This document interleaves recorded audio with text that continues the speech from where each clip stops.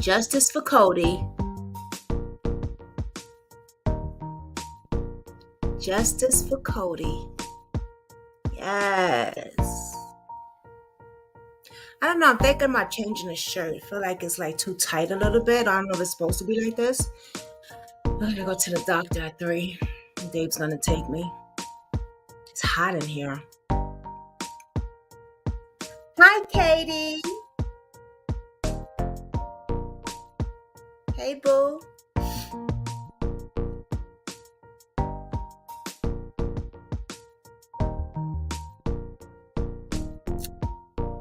I'm debating to change my shirt before I start. I don't know. I just got out the shower.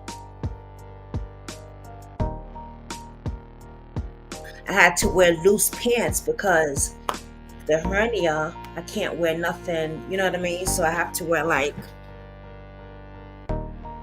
latex pants. Yeah. Not latex. I said latex.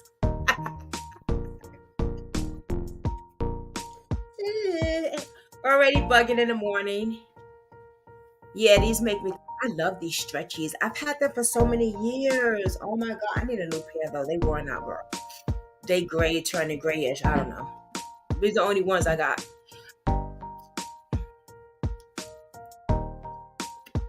But you at your mom's already? Spandex stretchy pants. Yes, I've had these for so many years because when I was 350 pounds, girl, you know when you overweight, you can't but fit in so many things. But I kept them because I was like, they just comfortable. And then I lost all this weight.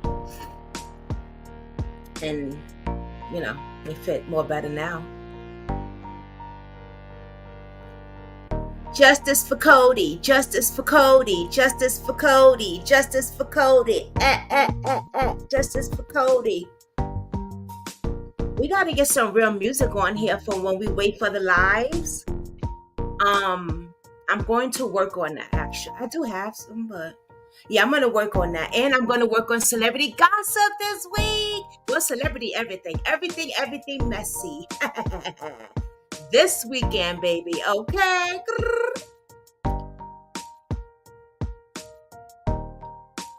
Yay. And game night, movie night, so many things. And I know I keep saying that for my Patreons. Just bear with me. Please just bear with me. It's just a lot. I need a secretary. Oh my god. And then we got the marathon. Oh. But what do you think about what I sent you last night before I went to bed? The voice is there, honey. I was like, interesting. It's all good though, because we didn't ask to join.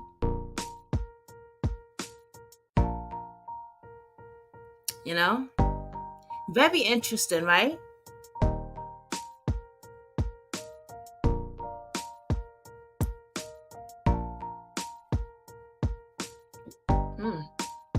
You know what I think? I think that sometimes people come in your life to see where you're at. And if they see that you're not drama, I don't know. It's weird. It's like, I think that people feed off of chaos, drama, and we're not like that on this platform. We're really about saving lives, or at least saving lives, spreading awareness.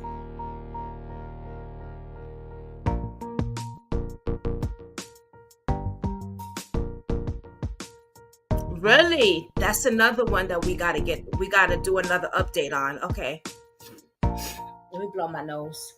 And then we're gonna get right into it. I got the news thing ready for us to go. I was just chilling for a minute. I did my prayer. Amen. Matter of fact, we're gonna do a prayer together before we start. Give me a minute. Let me blow my nose.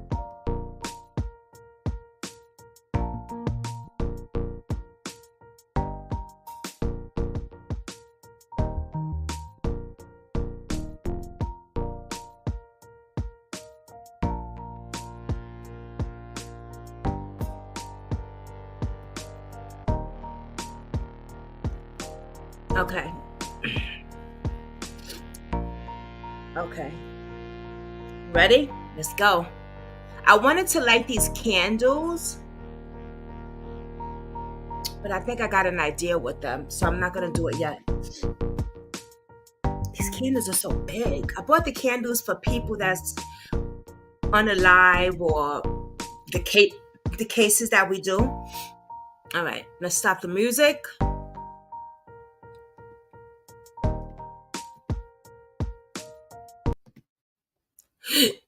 Oh boy.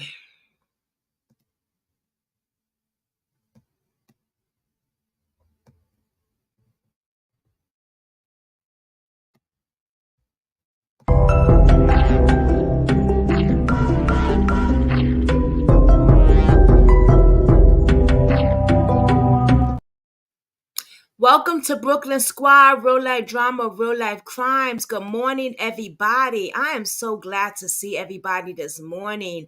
Today we are justice for Codi.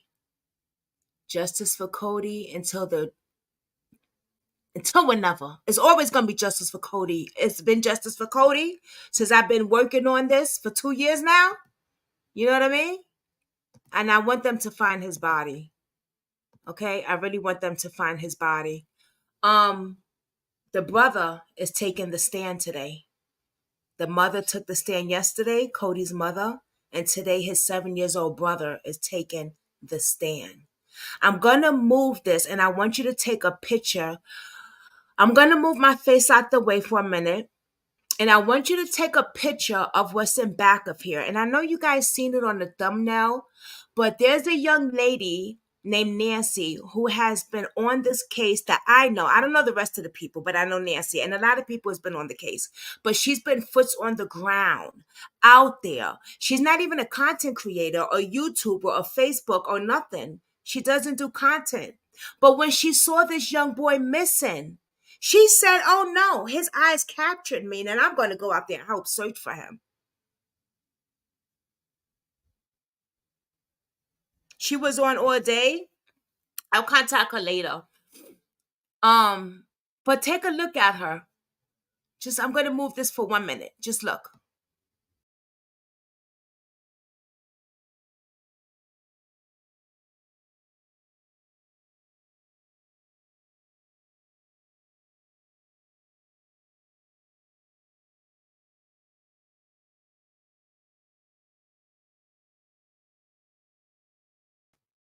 I love that picture of her. The mother was on the stand all day yesterday, and what I meant. She was on the stand all day yesterday. Hopefully we could get some more besides the little bit we got. But I know that Rhonda got a lot for us. Okay. I just know she does. Okay. Because she be on top of her shit. Now I know when Rhonda said that she has a lot to do in her own life. I hope she still can cover the trial. Come on, Rhonda. We need you. We need you. We need you. You're the only one out there that's really out there like that, telling us everything. I got my girl Nancy, but she's mostly in the court, and I can get her out here mostly when everything is really done, the court and stuff. But Rhonda, come on, girl. I know you got things in your life, but we need you. I wish I was there with them. I really wish I was there with them. So hit the thumbs up, share the video. Katie, do me a favor, babe. Share this video for me. Here go the eyesight again. I will eat some watermelon. Let me just straight finish my little coffee here. Because that nutrient bar didn't work yesterday, y'all. I don't know. It's like when I drink the coffee. See, I'm not used to drinking coffee this early. I usually drink it later when I take my other medicine around before I go on my second live with you guys at nighttime. That's when I drink my coffee. And I don't know, but when I've been doing the Codi thing, I've been having a little half a cup, and my eyesight, my sugar's been dropping really bad low. It's starting to get bugged out again. Don't worry, I got watermelon in the refrigerator. I'm about to get that. Um, that's very strange, isn't it? Because I used to drink. Okay, let's not focus on me. I'm not going to make this about me. I'm sorry, guys. I know. Y'all know me. I change subjects. I go all over. Y'all not the doctors, but y'all are my doctors in a way. Cause y'all don't know. Y'all help me in a lot of ways. But it's important to let your people know what your medical shit is about. It's important to let you. God forbid if I pass out on camera right now, like I almost did yesterday. Y'all gonna be like, what is she passing out for? What's Dave's phone number? So it's important to let your subs know your life and at least a few things about you. Don't shut them out, YouTubers. Let your subscribers know some stuff about you. If you got medical stuff, let them know some stuff about you. Let them know your last name. God forbid you be in the hospital. Jasmine, what? Oh, I don't know her last name. Your birthday. And not everybody, I'm saying, but the people that you trust. Your subs that you really trust. I hate to say subs because these are my friends, these are my families. Katie, for instance, I'm giving her Dave's phone number. Because if anything happens to me, she's gonna have to call Dave.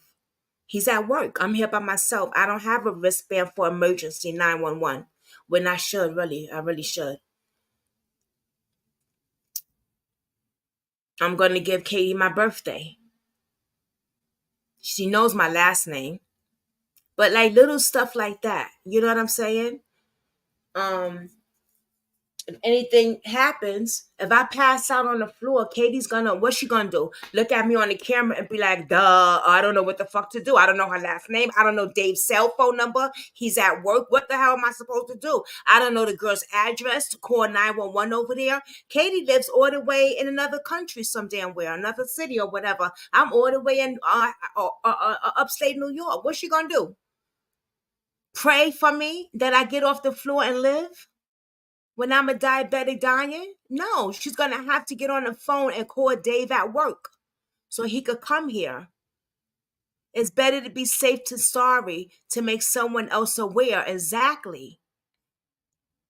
So I'm just giving some information for the ones that sometimes don't want. I don't want people to be in my business. I don't want people to be. If you got a medical thing like I do, you're going to want somebody to be in your business. Let's get to this. Justice for Codi. And I'm going to give you Dave's phone number.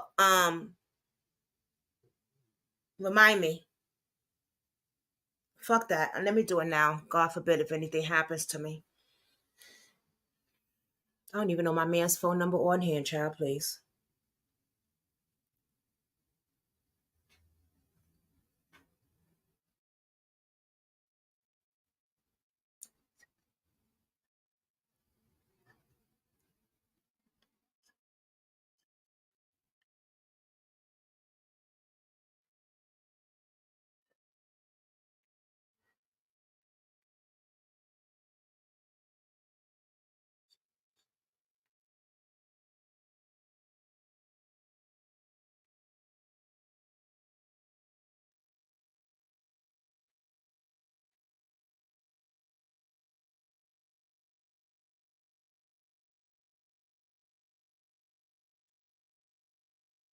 Okay, that's his phone number, Katie.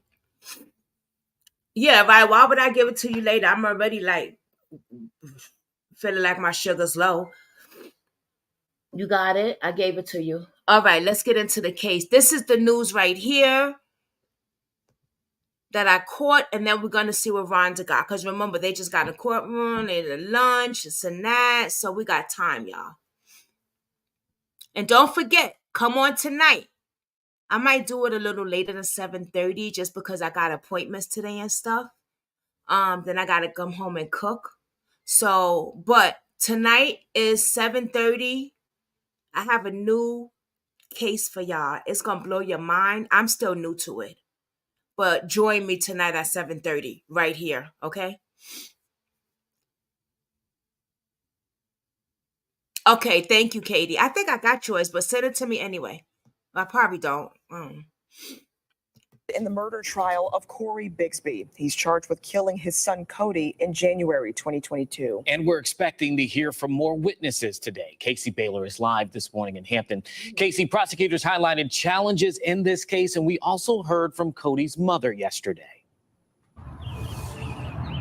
Eugene, Codi's mother, Dina Abdul Karim, alleges her ex, Cory Bigsby, kept their 4 children away from her in Hampton. Now, she said this is the last photo she saw of Codi back in June of 2021. And in this photo, she says she describes Codi as looking scared and frightened. Now, Karim testified after their relationship ended, they dealt with custody disputes. She says in November of 2020, she and Bigsby agreed to co-parent after she moved to D.C. But after handing off her 4 boys to Bigsby, she detailed limited communication. Karim also shared Bigsby reached out to her about Codi's behavior around his siblings. An email from Bigsby to Karim in April of 2021 read, quote, "I do not want to severely hurt him to protect my babies." Karim says she emailed Bigsby weeks before he reported Codi missing, saying, quote, "Where are my kids? I just want to ask if they are alive." Now, we also got new details from responding Hampton police officers who said canines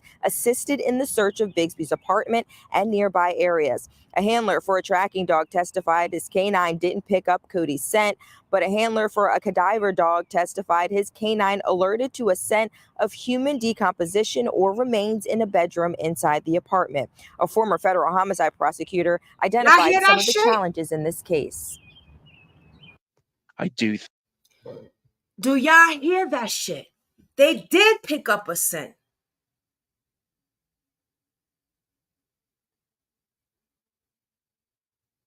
See, everything will come out in this trial. They did pick up a scent in the bedroom. And it was probably Codi's bedroom of a unalive body. The dog did.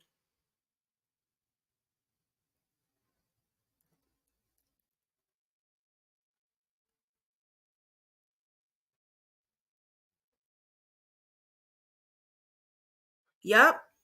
That's because he laid him in that room once he was gone with the oldest. And because he unalived him in there too. You know what I mean?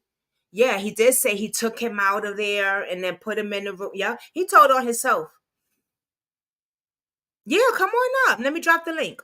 Girl, you know I like when you come up here. Stop playing with me, girl.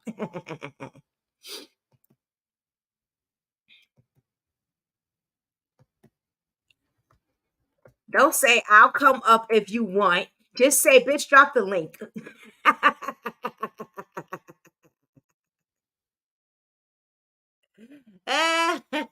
Talking about I'll come up if you want, since it's just us.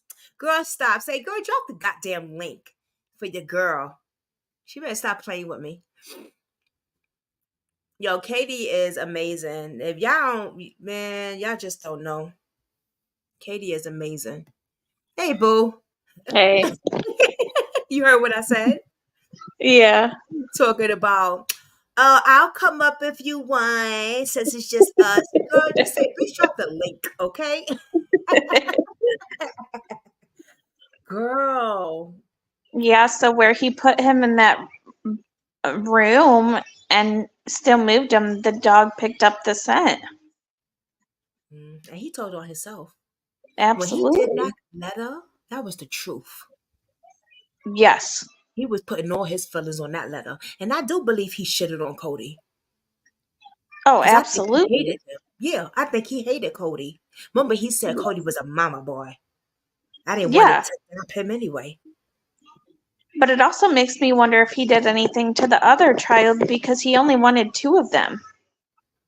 Oh, that's right. So he had all 4, right? Yeah. No girls? I guess I don't know. They said a girl, but I don't know. I don't remember fully, to be honest. He was a Um, rolling stone. He got 8 kids altogether. yeah, Damn. I- I wonder it's if he got crazy. any girls in that house. Or just boy. I don't know. It makes me wonder. I thought about looking into that because I didn't know if he had all boys there or not. Right? Because he said that the oldest would catch Cody sexually touching the other siblings, but were they both boy or girl? Boy, girl, you know? Right.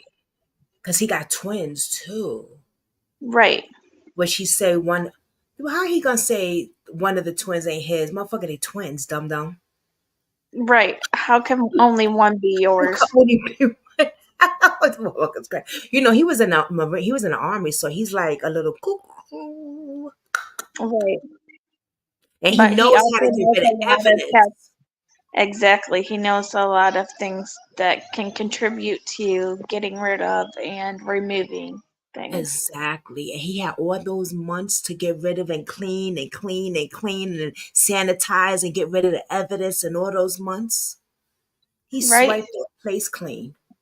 I mean, it wouldn't surprise me if he had those kids cleaning up after Oh him. yeah, and that's why I can't wait to see what the son say.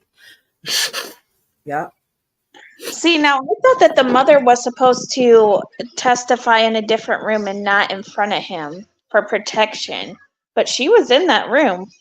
She sure was. What So happened that's to the what witness protection thing? yeah, so that's what I'm wondering with the son. I hope he's not in there. And I Yeah, don't know if you saw the look that he was given to her, but it was just like a plain blunt look like, I saw it. We yeah. gonna play that too. Yep. Yep. I wouldn't be surprised, God forbid, if he hit out on her. Oh, absolutely. That's what I was going to say. The facial expression he had to me looked like she was a target. Because for him to have these good ass lawyers, he got money. That or his family's got it because I just can't believe he has so many. And he's in denial for what he did, but that confession letter bluntly says everything. And the confession letter says what bag he put Cody in and the blanket. And when they found it, it was exactly that. But they got the nerve to say that was dog bone. That was Cody There's no bones. way. I guarantee, I don't know what this chemical's called, but even Barbara has mentioned it with Timmy. There's a chemical that can be put on a body that will make the skin and everything disappear. And remember, Timmy was Yeah. only bones too. Yeah. She did say that. So it When just no Timmy had it no really makes you teeth. wonder.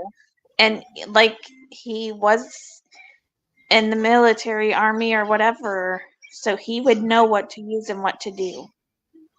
Yeah, that's what I'm saying. Right. He would know exactly what to do. Yeah. Oh man. All right, let's see what this guy gonna say here. Let's go back to that look he gave her. Where is it?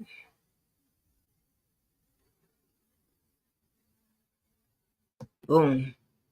Woo, look at that. You right. Look at that stare look. He's His just eyes are like, cold. yeah, he looks like I got you. Damn. I am praying to God that his son does not have to be in that room. I hope not. If they do, they some fucked up people to do that shit. Yeah, and another thing that caught me off guard yesterday was that they did say that the prosecutor questioned the son alone, which is fine, but it's weird to me because even with my daughter's ordeal, I was allowed to be in there. I just could not speak. Right, that makes sense, yeah. Because she's underage. She's a Right, minor. right. So You I found can't. that interesting.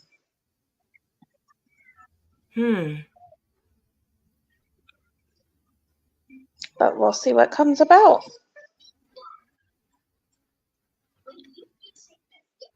Yo, I am so I am like so. How you say that? For me to get up like since this started and do this live on time since this started and do this by point, I'm so invested in this thing. You know what I mean? Like, Oh, absolutely. And you've built a connection with this case considering it was an innocent little boy. So, and you've been following it all along. yeah, it was my first kid, my first baby, because Jelani was the first I never forget it. Adult. Yeah, Yeah. adult person that I did, and Cody was the first baby. Right. And so you would have that connection and want to know what's going on and everything. Yeah, Those are your first cases. Those are like, will always be a part. yeah. Because for me to be waking up and taking my shower and getting ready, like I'm actually going to court with them. I told Dave I got to go to trial tomorrow, so he was like, because he knows I told him about the thing, the Cody, and I showed him But Cody's picture and stuff, and told him a little bit about the dad shitting on him and doing this. He said, "That bastard! Can I say something to that mother?" I said, "Babe, he's in court. What are you gonna do? What are you going to tell this man that he can I hear think you?" there are a lot of people But the that, anger that Dave had when I told, oh, you know what I mean? So absolutely. I get it. Well, and I guess that's where it gets like with these trials and things is it hits home, especially when it comes to children cases. Whew. Yeah, it does. Because It does. why does it have to be the child? Right. I mean, we don't want it to be nobody. Stop the killing. But why the No. child? Right, right. And your own child like this. This is crazy. There's a hate train going around with kids. I'm telling you, like I said last night.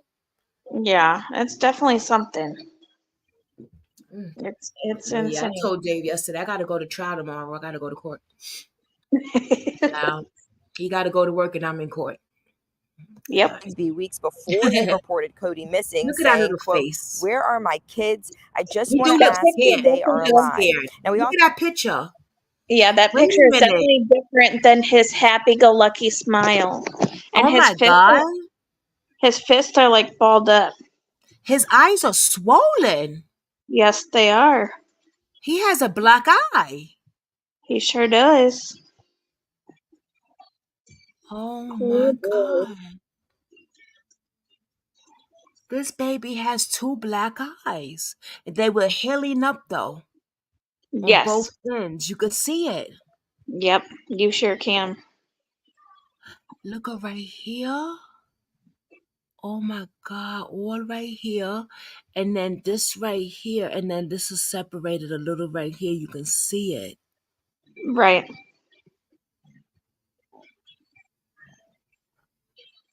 Oh my God, that poor baby.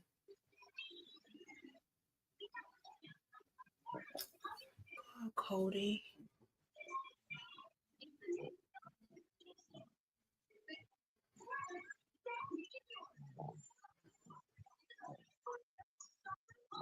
Wow. I'm gonna get justice for you, Cody. They're gonna get justice for you, baby.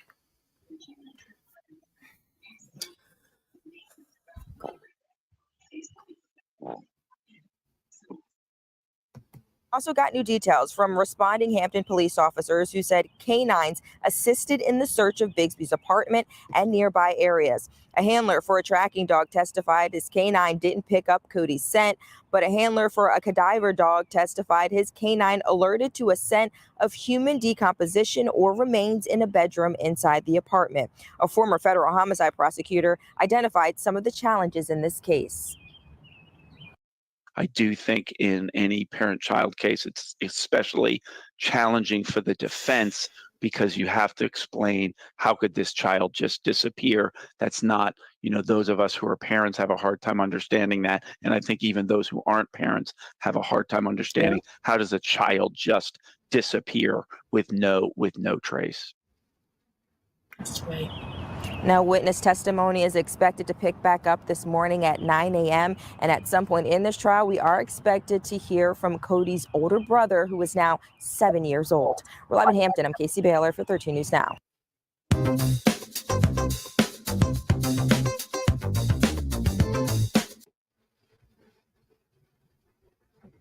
A Sci-Fair ISD. I wonder if they're going to point that out, because you could clearly see his black eyes. Even though we've seen that picture before, I've never noticed that like that. Me either, but I think because it was more zoomed in a sense. Right. We've always seen it from a distance. A distance, right? Like it was like, oh, what a cute little boy. And then you see it like, it's like, I holy guess the shit. only way we're really gonna know is if Nancy or Rhonda explains that it was entered into the exhibit for evidence. Because she told us yesterday about the picture that was exhibited for evidence. So, Oh, really? yeah. Which picture is that? It was a picture of Codi, just clarifying. The mother had to clarify that it was him, and then they asked the judge to enter it in for evidence. Oh, But probably I that don't know one. physically what picture it was. Probably that one. You think so? No, right? No. I don't know. I don't know. Let's see what Rhonda has from yesterday and today. I mean, shit, it was a lot yesterday, so I know she got something for us. All right. Right. I didn't know if she ever came back on later because I thought yesterday, I was like, they probably did take a break, but she probably ate lunch because she didn't get a lunch. She talked Right. through the whole thing. Oh, she But went to, I followed her in ShopRite. She went to Walmart. No, ShopRite. Yeah. And she was at shopping and stuff. She's fun. I think she's a comedian also. But she ain't need to be. She funny as a motherfucker. right. Yeah. So I didn't know if she ever hopped back on to explain things at the end of the day. I think I did see some of her at the court. I don't know. Let's go back. I can't remember, girl. It was just so much last night. Before I went to bed, I was looking at a few things. But I don't like to watch a lot because I like to see it with y'all. So I just kind of be like zooming in. Right. Okay, so this was 3 hours. Oh, she is drinking a Pepsi and soda in the morning. Go ahead, Mercy. Yeah. Go on the way to court drinking a soda. Rhonda. No, girl. They probably aren't sleeping. I mean, you got to think that's a lot to face on a daily basis with that man there Yeah. and Yeah. everything being said. That's 2 hours ago. And that's an hour ago. Okay, so she was on. Okay, so let's check out. Let me see something. Okay, wait a minute, because last night she did pull up something. After court, the trial has begun. Feed the Cory Bigsby case after court. So she did. Yes, I remember seeing this, but I don't know if you've seen this. I'm gonna show this. Did you see this? All I see is the news thing still pulled up. Oh shit. Okay. All right, guys, the court You case see it? is now over, guys. Yes. It's been a long day, guys. Been there all day This is long, and last night we only made it after through court. 4 witnesses, guys. Only 4. So Did you I see don't know this? what's gonna go on, or how much See it, but this me is personally, what we because would I have do have seen stuff next. I have to take care of. After court, right? Yeah. Yeah. Did you see it though? No, I didn't watch it. It's just echelon Okay. for no So this is reason, what happened and I after think they got court. a total of. You're gonna see Corey's mother come out.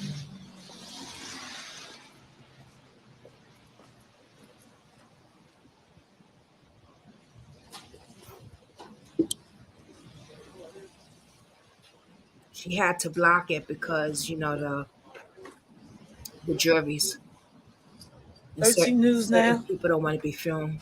Corey's We got mother a doesn't want to be total filmed, of. but she's gonna come out though. It's so long that you forget what they even talked about. It's so long. It's Aggie, Let me cut it up some. very much so. I'm gonna keep up with this as long as I can. School will be back in session next week. I might just say, hey, it is what it is. It stay raining out there. Commonwealth himself have 18 witnesses. 18 witnesses the Commonwealth have himself to interview. And we only made it through 4 today. Then don't forget that after the Commonwealth interviewed his witnesses, we have to worry about the prosecution. The Commonwealth of Virginia have 18 witnesses they're gonna call. After they call they 18 witnesses and the defense attorney get to cross-examine them, guess what? Now the defense attorney got to call his witnesses. And they got a slew of witnesses like this. Guys, this thing is going back and forth, back and forth. I don't see this case ending no time soon. It's supposed to end at the end of this week. I can look at this case might be going into 2 weeks, possibility of 2 weeks. Some of the questions they're asking right now to the witnesses, the police officers that was part of the 911 call, I feel as though on both sides it's irrelevant. It's a lot of unnecessary questions. Why did you get a sock? And why did the dog need to smell a sock? When your dog came back with the sock, did he need the shoe? Questions like that, I feel as though it's unnecessary. Also, with the prosecutor attorney even bringing them on the stand to even have them testify that they went in a house and they brought their K9 dog. All that stuff is irrelevant if those people didn't bring no evidence to the table. So we'll sit there with all these questions and things they're talking about, and no one is bringing forth no evidence. The second witness, the third witness, they had a K9 dog called Maggie, said that her dog did hit on a scent inside of the location at Cory Bigsby house. Up in the bedroom by the wall, he hit on a scent. But then also the dog hit on a scent with some dead meat. That's about where they told.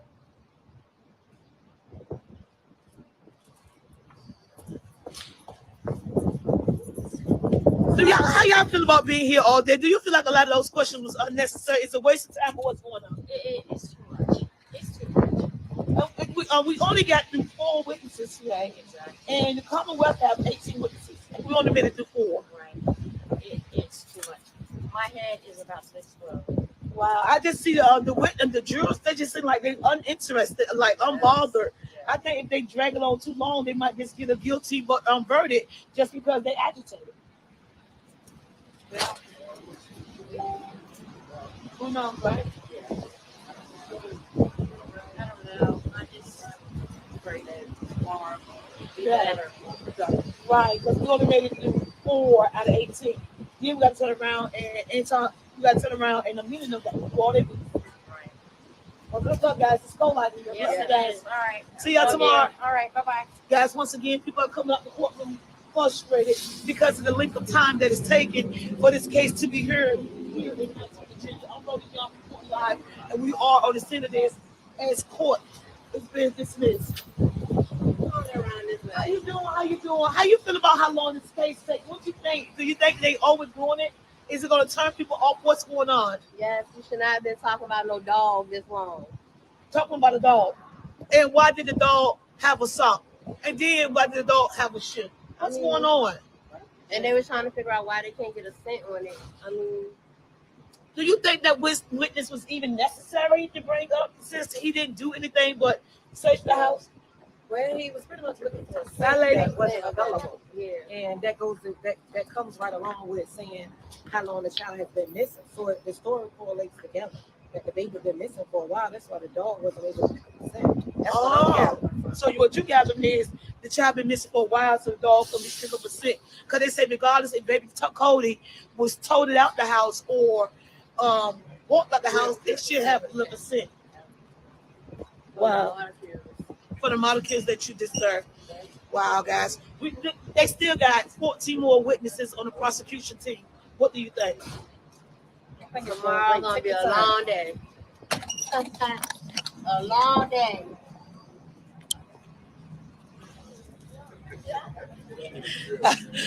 You know, it's taking a lot, Uncle, for me to hold my tongue through this trial. You know, I'm gonna ask y'all some questions. But... Oh yeah, let me get to you right now. You got the pen. You got one right there. Okay, here you go. Get it, rock this way. I'm gonna get to you. How much longer y'all think y'all can put up with this?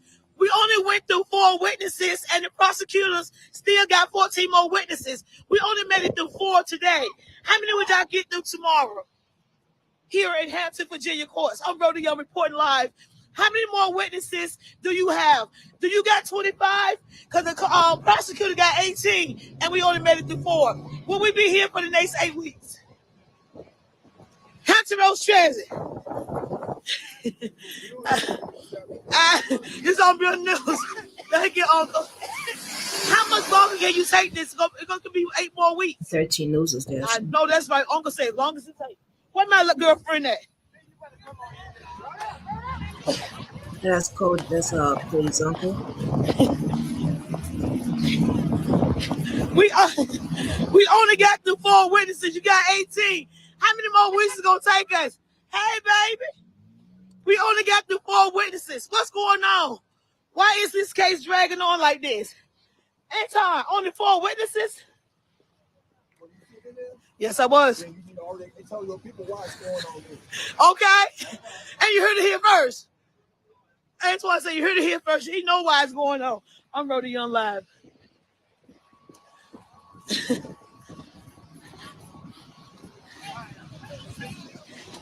He said, was I sitting in there? I said, yeah. He said, well, yeah, you know why it's taking this damn long. You get it? They waiting on You get it? Road there. Hold up. Turn that way.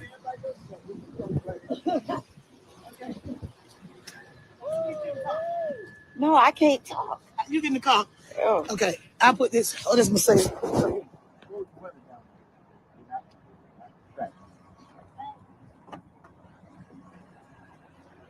What was that about right here, girl? I don't know. That's what I'm trying to figure out. I love And that's y'all. the Cody's family, right? Thank you. Love y'all. You on the scene of this right now. Yeah. Love y'all. Isn't that Cody's family? Yes, everyone is gone. They're hauled butt out of here. They're tired and they're also exhausted here in Hampton, Virginia. You see, nothing really happened inside of this court case today because they talked about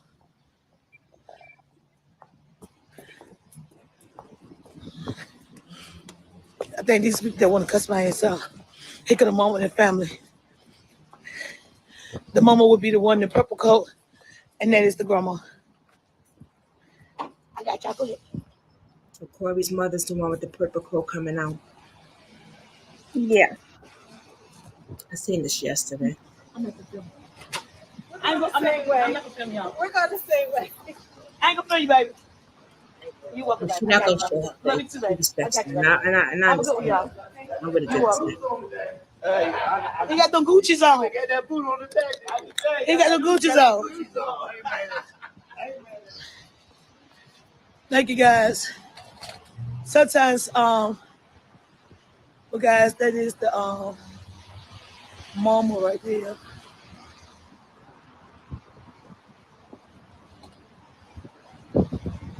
The grandmother and the family.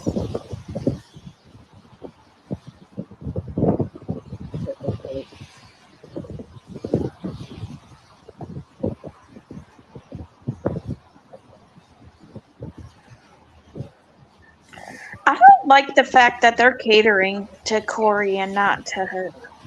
Mom in the purple coat. Mm-hmm. Why did I They feel showing all the hatred to the mother, They've right? been walking with the head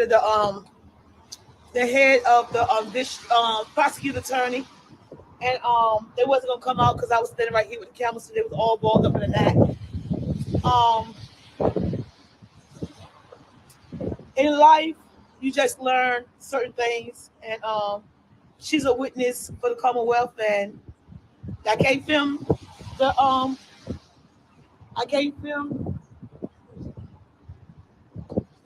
the jury, and respectably they didn't want to be filmed, so respectably I didn't put the camera in their face. Right. She didn't do the crime. That's right. And if she don't want to be dragged through the mud with what happened to her child, then the least I can do is give her a little space and a little respect. Because at the end of the day, she's not here because she wanted to be. She's here because someone stole the life of her child. That's right. I did show you the back part of her. You can see it from there. But a woman to a woman and a mother to a mother, I can laugh and joke and I can say jokes and things like that. But at the end of the day, she lost her child. And it's nothing funny with someone losing a loved one. Mm. And the least I can do with all the attention this case has been getting is show some type of respect to the woman who lost her child here in Hampton, Virginia. I am Rhoda Young Live, and I'm the number one news reporter in Hampton Roads. And sometimes I make decisions that people may not yet understand, but I make the right decision. That I try to do the best that I know how to do right. I could have questioned all of these people that walk out the courtroom. I choose not to question them due to the fact that the trial is going on. And I don't want to be that person who caused them to have a mistrial, or I don't want to be that person who caused somebody to be found guilty. And I don't want to be that person who caused somebody to get off for murder. I don't want to be that person. That's right. I just want to be the person to bring y'all the breaking news of what's really going on here in Hampton Roads. Y'all want to know who she is? Y'all have her name. Y'all can look up on social media, Facebook, and things like that. And everything inside this courthouse is open to the public. Guys, ain't much happened in the last 4 hours since we've been inside the courtroom. Besides, 2 police officers came forward.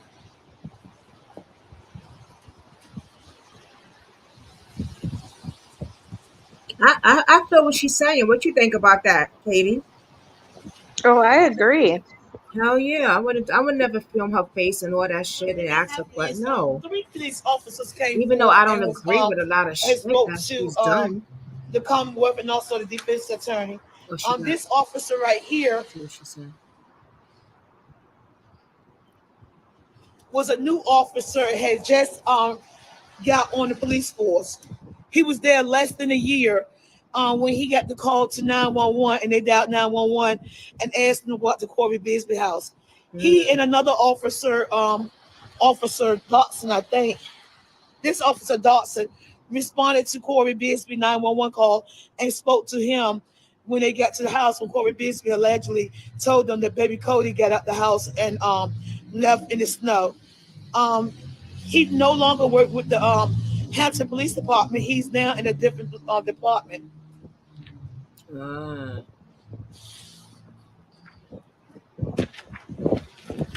What's his name? I wonder if I can interview him. I don't remember what she This said. right here is one of the girls that was looking for baby Codi, and her name is Kay. And they said that Kay need to be on Facebook and draw a picture of her because she thinks she's the only one allegedly been searching for baby Codi. But she ain't the only one been searching for baby Codi, but she is now famous. And they asked me to draw a picture of her sitting for the side view. And Kay, if you're watching this, I drawed you while I was in court too. What? They say they want you to know that you was not out there from day one and you weren't the only one searching for baby Codi. It was other people on the scene of that bitch right now. I think she's the only one that's been searching and doing all the legwork to find Codi. Yeah, hell no. Nancy been out there from day one too. I don't know who the hell Kay is. And there's news coverage of all that. Oh. This Officer Piskey right here, he was one of the first responding officers as well to the Cory Bigsby 911 call. And Mr. Brown want to know, Officer Piskey, why did you question anybody before the detectives got there, since you thought it was a missing person and that baby Codi was missing, that his father allegedly took him and did something to him, why did you not just wait till the detectives come? Why did you have to ask him anything? And Mr. Bigsby said, I asked him some questions because I need to make sure I got some initial information when the detectives do arrive. And it was part of my job, Mr. Brown. And that's why I questioned Mr. Bigsby, where's his son?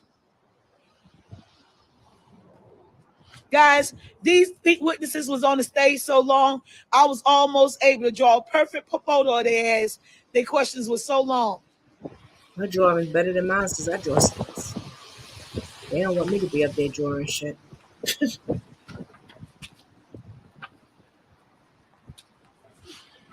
is the master police officer of the K9 unit. Mr. Brown said, hey, you a master police officer of the K9 unit and your dog couldn't pick up a scent? Is you telling me that your dog, master police officer, your dog couldn't pick up a scent? He said, you came and got a sock and your dog didn't find nothing, and you came back and got a shoe and your dog still didn't find nothing. What did you want and what are you looking for? Mr. Master Police Officer, what you looking for is what Mr. Brown want to know. He said, y'all ain't got no evidence, no proof, no body, no smell, no nothing. And y'all trying to put this man in jail, Mr. Master Police Officer. They did find a snake. Mr. Bigsby, he went all the way to D.C. with his dog Maggie, Miss Maggie with the D.C. guys. They went all the way to D.C. behind the scenes looking for baby Codi, sniffing on the ground, and still didn't find that, Mr. Brown said. He said, now you done took the whole Hampton Police Department all the way up to D.C., and y'all still ain't found no evidence, and y'all still ain't found nobody. Now, what did you do when you got there? Did you just sit in the truck? Was your dog the only dog there? Or was the dogs from another part of D.C. there too? What did y'all do? And who was there with y'all? He said, well, Mr. Brown, it was me, Hampton Police Department, Hampton detectives, and also some police officers from D.C. and they dogs looking for baby Codi. Guys, that was all that happened in the last 3.5 hours, and those was the witnesses that came on board. Nothing happened. It was a whole bunch of waste of time interviewing a whole bunch of police officers that was just doing their job. Guys, right now we have not heard anything a police officer did wrong to Cory Bigsby through an initial 911 call. All these officers I have shown you on this afternoon was the first responder officers to the original 911 call that Cory Bigsby made. Oh, guys, yes, we got to see inside of the case. They played the body camera for when Cory Bigsby initially made the phone call. We got to walk through his house and up his steps. Mr. Bigsby asked the police officer, he said, how did Mr. Cory Bigsby house look? He said, a mess, and it stank. Yeah, the police officer on stage gonna tell everybody that Mr. Cory Bigsby house look a mess and that it stank and the rank of a foul odor. And allegedly, that dog Mr. Bigsby had supposed to found a scent, a human scent, inside of Cory Bigsby house upstairs in the second bedroom. They was hitting like it was a dead body in there, and the dog smelled it allegedly. And but they ain't got no evidence. This proved that baby Codi was dead inside the house, but the dog did smell a smell in that room. Allegedly, is what the police officer said. Mr. Bigsby got us say, you said the man's house was junky and nasty. Didn't he tell you he was in the process of moving? What you mean it was junky and nasty? Mr. Bigsby also asked the second police officer, the last one with the glasses on, how many rooms that Mr. Bigsby had. He said, do you even know? Y'all don't know nothing else. You don't know what date you came? Did you know you was coming to court today? You don't know what time? What's the address? Y'all don't know nothing. When did you get your summons? So then the man said to Mr. Bigsby, Mr. Brown, he said that, what did he tell Mr. Brown? He said, oh, I do know. I do this. And what you know? He said, who dog was that? That was sniffing on some damn dead animal meat. He said, it was my dog sniffing on that dead animal meat. But my dog didn't sniff that out. When the police officers seen that dead meat and thought it might have been baby Codi chopped up and asked me to run my dog nose past that meat, and my dog let me know it's animal meat. want no dead body. Yep. So they in there fussing over dead chicken and hamburger and shit. Everybody looking in there like, but guys, you heard it here first on the Road to Young Live show. We'll be out tomorrow, same time, same place. Hampton Road Circuit Court, guys, 9 o'clock in the a.m. We only got 4 witnesses, and Attorney Anton Bell, prosecutor attorney, have 14 more witnesses to go.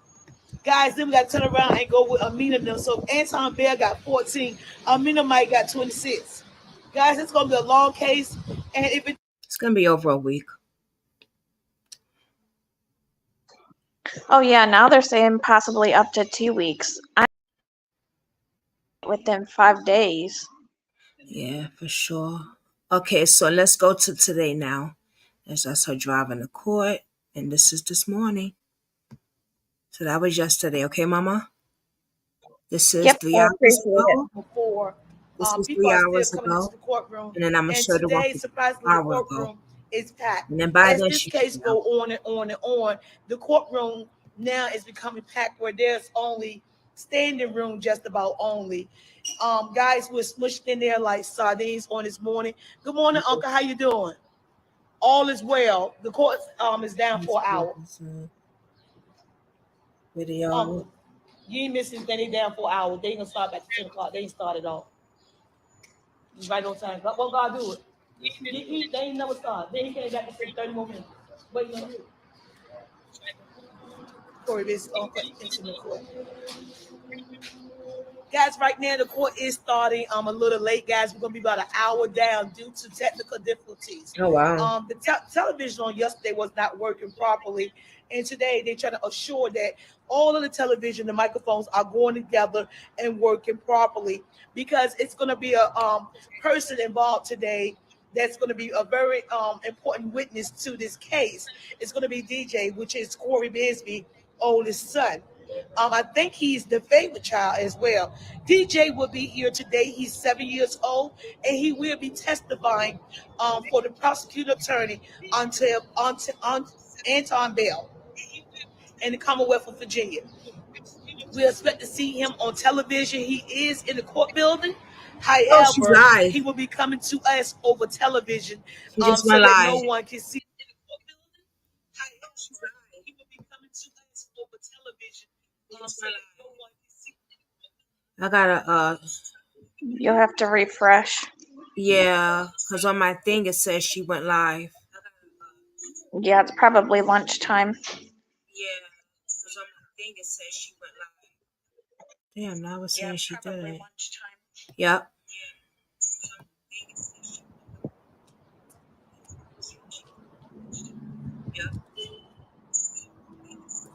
Okay, there she go. Good afternoon, guys. It's now 10:45. It's 10:45 in the afternoon, guys, and court have not resumed yet. The judge has came into the courtroom twice so far, and for some reason, the technical difficulties cannot be repaired at this time. At 10:05, the judge came in, George Hall, and the court resumed. He gave us an update of what was going on with the cable. He alleged that somehow a maintenance person damaged the cable to the television, and it cannot be repaired at that moment. However, he said they ordered another part from City Hall, and it was on its way, and they should be fixing it within 30 minutes. At 10:38, the judge re-entered the room, and he had more bad news. He said, now they told me 10 minutes, the 30 minutes, now they still cannot fix it.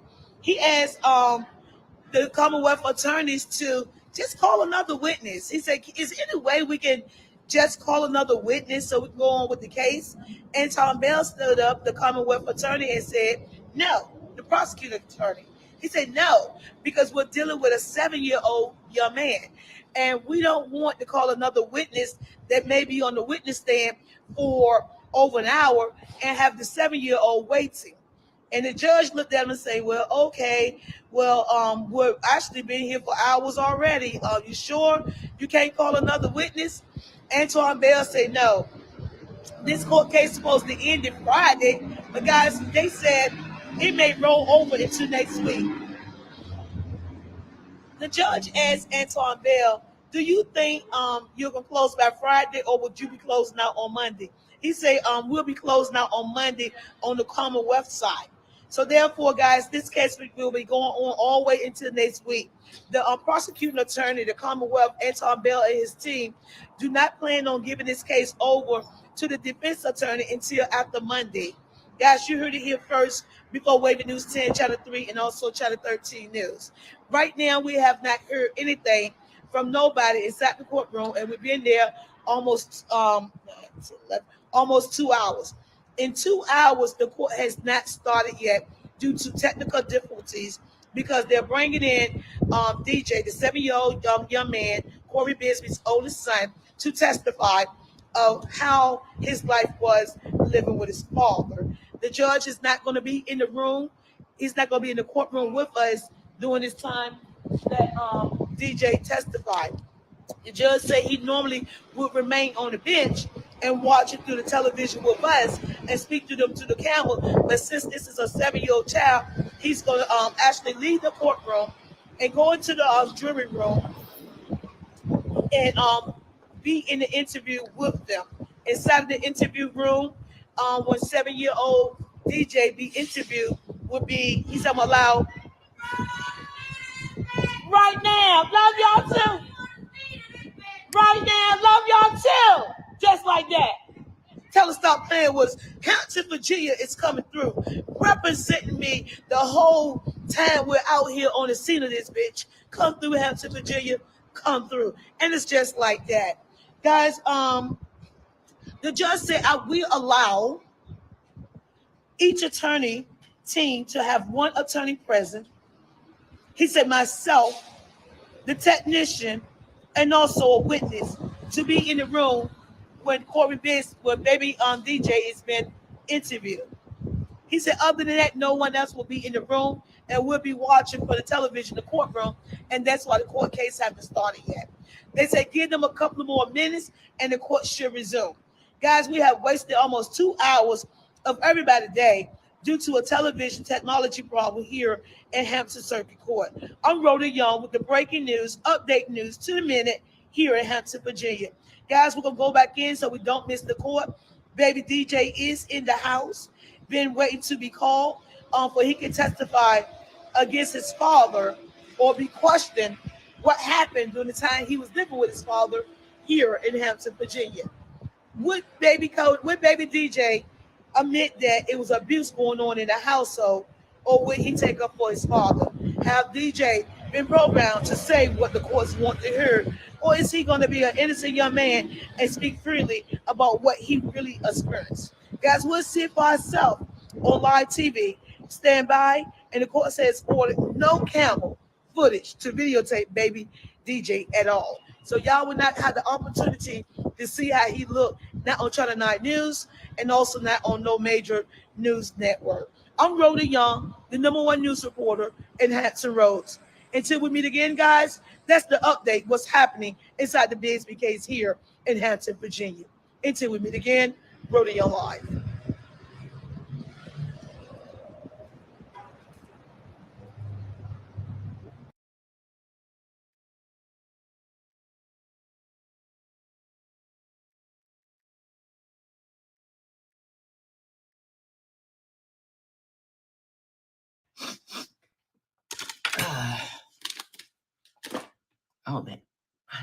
Good morning. Good Thursday morning. Hello, everybody. I am. All right, so ain't nothing popping over there.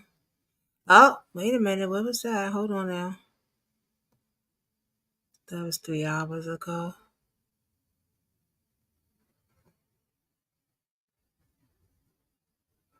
So they thing is down?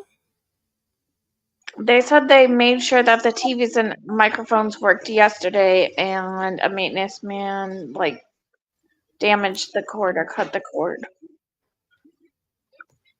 Now, what are the odds of that happening? Right. You know what I'm saying? Like, come on now. Get the fuck out of here. Let's go to the Right. news and see what's going on over there, sis. All right. I'm just putting my live everywhere. Like, that's what took me for a minute to come back over here.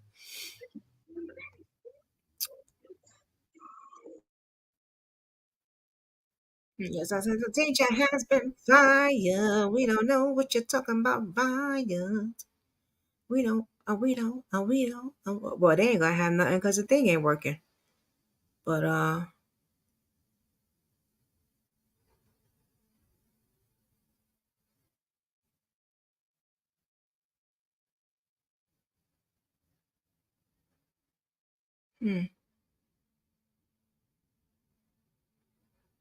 yeah,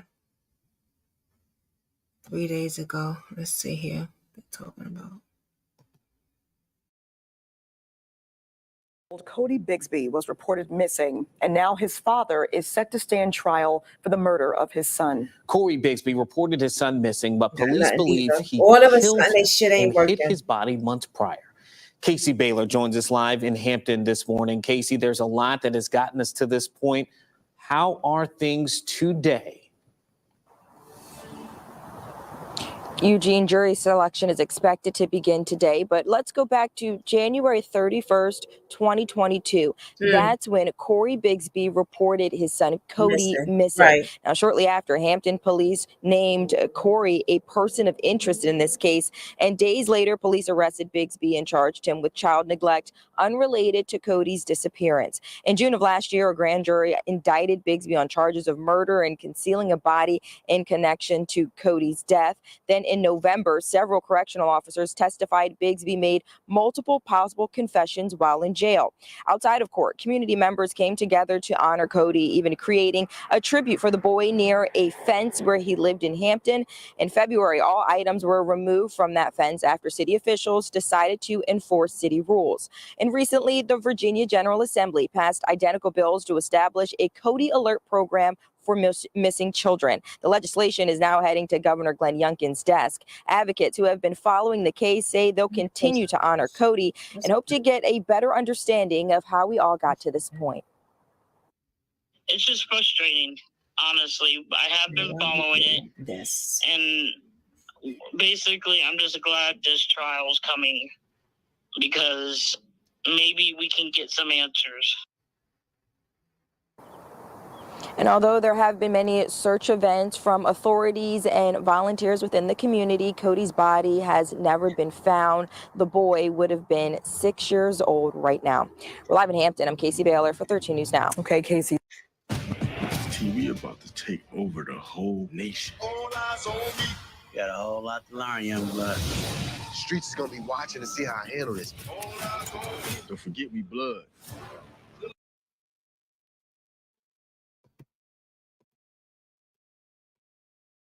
And we start this half hour of Wavy News 10 midday with breaking news. The brother of the late Cody Bigsby just testified in the trial against his father, Cody Bigsby, of course, or Cory Bigsby, rather. Cory Bigsby is currently charged in connection to the death and disappearance of 4-year-old Cody Bigsby that went missing in January 2022. 10 on your side's Aisha Tolliver is live now. She was the only local reporter with a clear view of the 7-year-old who testified and wrapped up his testification just moments ago. Aisha. Brett, thank you. Yes, I was directly in front of the jury. So on that Yeah, I just sent you where she was live a few minutes ago. 7-year-old's testimony. I will not be naming this little boy just due to the sensitivity of his age. But I do want to walk you through what we've heard so far. The little boy really wasn't even barely big enough to see over the table. That's how little he was when he was sitting there in that monitor. He had a bow tie on, he was dressed up, and he was put himself together very well. They asked him things at first like, who's your second grade teacher? So he is a second grader. Do you know your ABCs? Do you know how to read? Do you know what's true and what's not? And he said, true is what's real, false is what's not. And that's how he explained that. He did start to get a bit emotional, put his hands over his head a few times, but this is when things really turned. He said some point when he was living with his father, he wanted to play with his brothers upstairs. And when he went upstairs to go play with his brothers, Cody would not wake up. He wasn't able to wake him. He shook little Cody around 4 times, he says, and called out his name, Cody, Cody, wake up. He says he noticed his face was red, dry and bruised, and that his eyes were open, but that he was not moving and was not saying anything at that time. And that's when he really started to cry. They had to give him some poor tissues. boy. The bruises on little Cody's face were purple, and that he, at one point, Anton Bell even picked up the boy who was testifying onto the desk and had him demonstrate how little Cody was laying when he wasn't moving.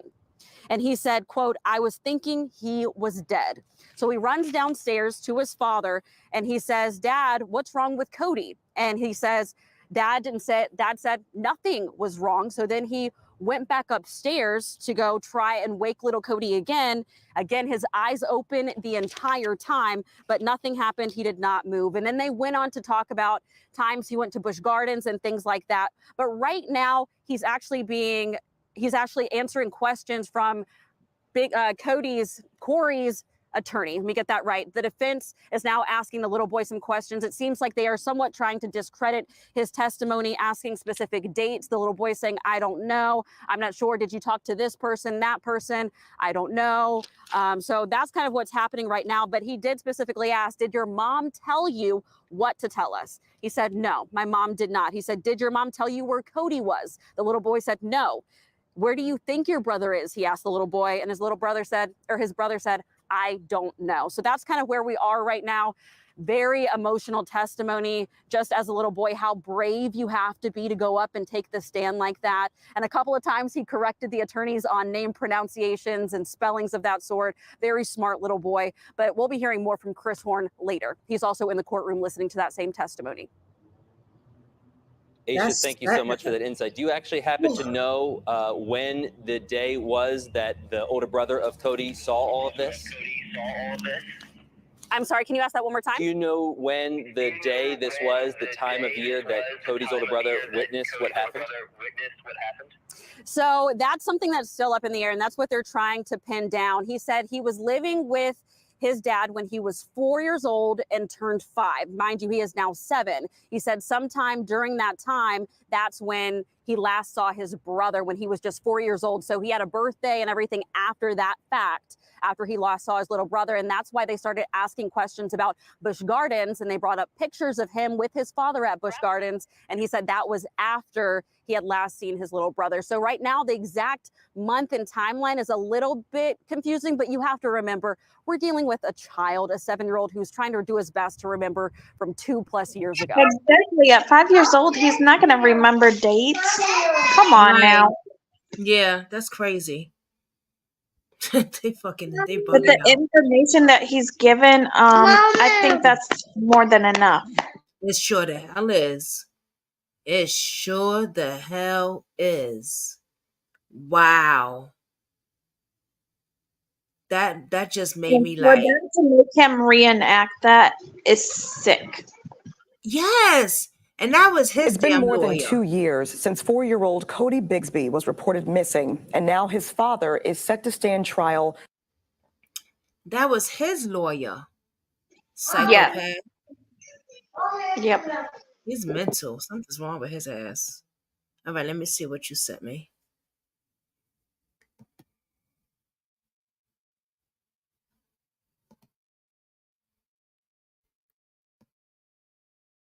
Oh, I didn't get it. You didn't? It was on her page where she was live like 20 or so minutes ago. So when it showed you on your phone that she was live, she was, but it wasn't popping up on your computer for some reason. I'll just go to her page. 2 new ones. Let me see.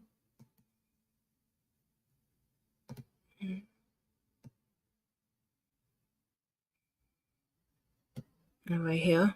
This was 24 minutes ago. Yeah, that one. Okay.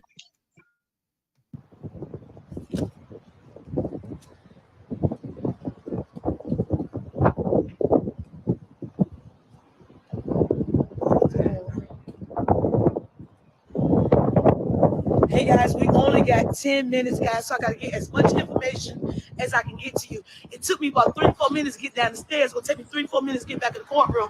But right now, it feels as though the witness is a 7-year-old DJ, Corry, it's just being battled right now because repeat questions, asked over and over again. You can see that he's been wore out by his eyes. He's starting to become tired and exhausted. He's asking for water. After the water, he's asking for the restroom. After the restroom, they're gonna come back. But he's using everything to get away from these people right now because he's exhausted from the multitude of questions that he's been asked. Guys, I got so many questions right now that he was asked. It'll take me over an hour and a half to get these answers to you. At 11:30, the courtroom was quiet. It's so many pages of questions. Hundreds of pages of questions they asked the baby. The baby seems to be worn out. Court resumes at 10:05. Update, judge re-enter. Court starts at 11 o'clock. Jury enter the room. At 11:04, 7-year-old DJ was called in as a witness. Mr. Bell asked to be able to present Exhibit 1 for examination. The judge asked which lawyers will interview DJ. At 11:08, Antoine tries to enter new evidence, or Mr. Brown was trying to stop him. They are at the bench talking to the judge, Antoine Bell, and also Mr. Brown and his defense team. Mr. Bell said that the defense team had 4 months to look at the discovery and see the evidence that they was going to present to the court on today. And they should wait now since he's going to present it as evidence and try to hold it up. I don't know what happened because they was at the bench talking to the judge, but I was ear hustling like this, trying to hear. I heard Mr. Bell for the first time say, "Thank you, Your Honor." So whatever it was, he might have got his way, whatever evidence he was trying to present. At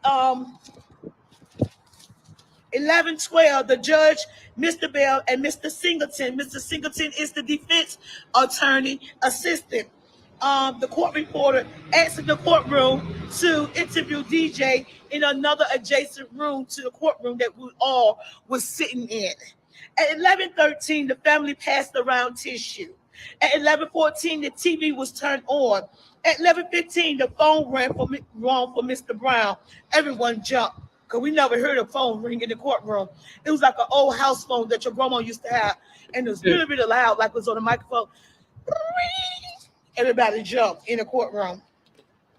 At 11:16, Cory Bigsby looked at his son and started kind of like crying, and his body language was like kind of shaky a little bit, and he bounced up and down because y'all got to understand it's been over 2 years since he have laid eyes on his son, and DJ is supposed to be his favorite. No, he was nervous. He knew the truth was about to come out. 11:17, the jury TV is not working. All of a sudden, the jury TV that they've been working on the whole time now ain't working. But the video footage has been played through a Minimum laptop that's hooked up to, or the computer that's hooked up to the courts.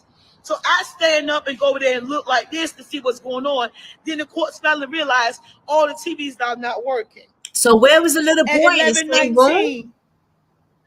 They said he was in a room across from where they were. 11:18, Cory Bigsby is stuck looking at his baby, just like this, just looking at him through the TV, looking at him. First time I laid eyes on him since the day I reported baby Codi missing. I haven't seen DJ in over 2 years. And that's he has his grown favorite so child. much. His hair has grown. He got a bow tie on. He looked different. Look at my son. It's the look that he gave me. Remember, guys, this information I'm bringing to you is all allegedly, and I may make a mistake as I present the evidence that I got from the court. So this is all circumstantial evidence that I have pre-recorded, guys. So just don't charge it to the game. Charge it to my heart. Oh, charge it to my heart. I don't give a damn. Anyway, at 11:19, they asked, the questions began.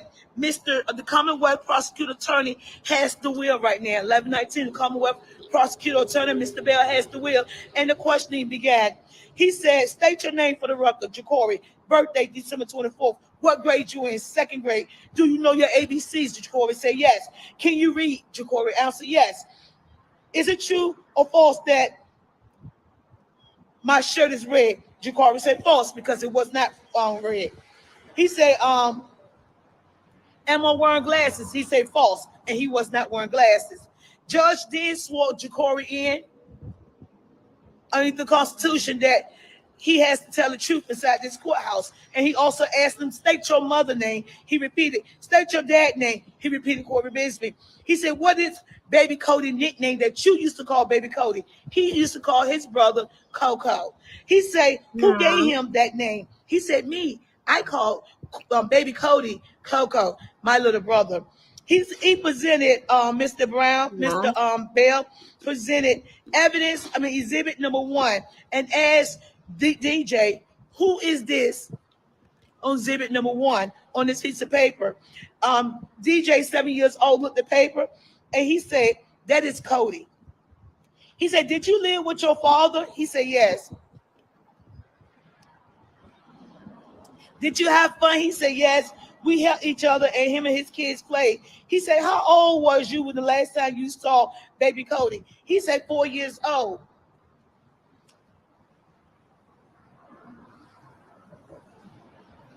He asked them, did Baby Codi get in a lot of trouble? He said, yes, he was on punishment.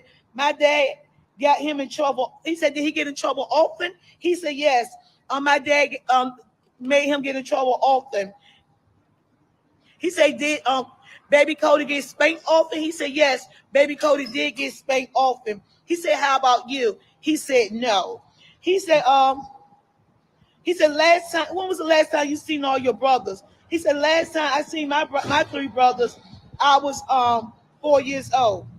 He said, what about Baby Codi? He said, I was 4 years old. He said, what did you do the last time you saw Baby Codi? He said, I tried to wake him up. He said, what you mean I tried to wake him up? I tried to shake him and wake him up. He said, could you wake him up? He said, no, I couldn't wake Codi up. Remember the letter that Cory Bigsby allegedly wrote to the in his cell? He allegedly said he killed Baby Codi, allegedly, and placed him in the bed with DJ. Now, guys, let me say this before I get back into the courtroom, because I'm going back in, and we're going to come back, and I want to leave it open. Guys, I'm going to tell this story, and I'm going to tell it the way it T.I. is. And I'm going to give the information as it is, as I heard in the court. I may offend a lot of people that's inside this courtroom, but it's not my job to offend you guys. It's my job to report the news exactly the way it is inside the courtroom. Please don't be angry with Rhody Young Live for telling the tea of what's really going on inside of Hampton Circuit Courts. I have a job to do like the regular news station, Wavy News 10, Channel 3, and also Channel 13 News. It's like the song say, don't take it personal. But guess what, guys? I've been really nice throughout this whole trial, trying to make sure I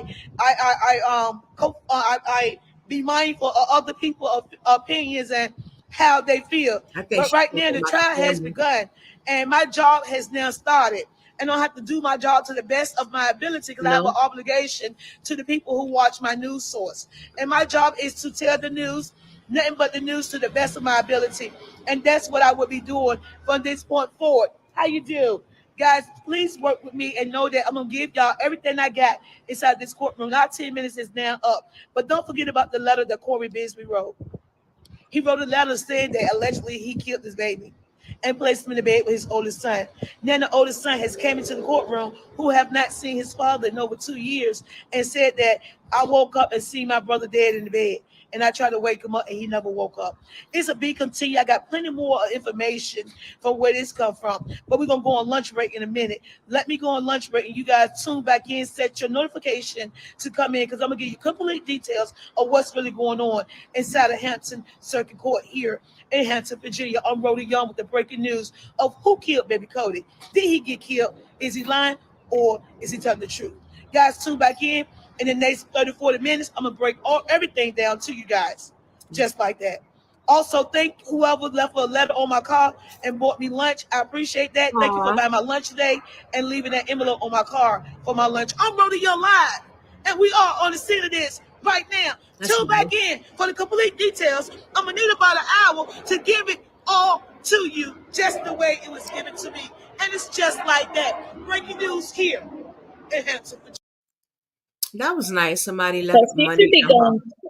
Yeah, absolutely. So she should be going live again here any moment. Mm-hmm. That was so nice. Somebody left money on her thing for lunch.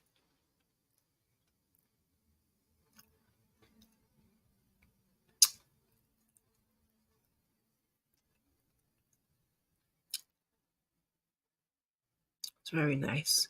She deserves it. She out there not taking lunch breaks and shit. Oh, absolutely. She's dedicating all her time to this.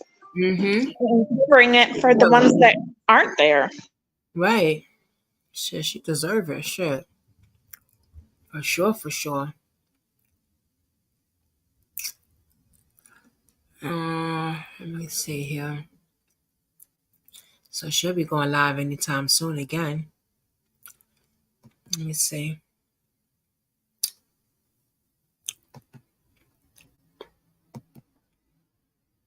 She'll be giving us a lot of information because it'll be lunchtime. Yes. Oh, yes. Oh, yes. Oh, yeah. Let me empty some of these things that I got out. It's a vibe. Mm-hmm. Mm-hmm.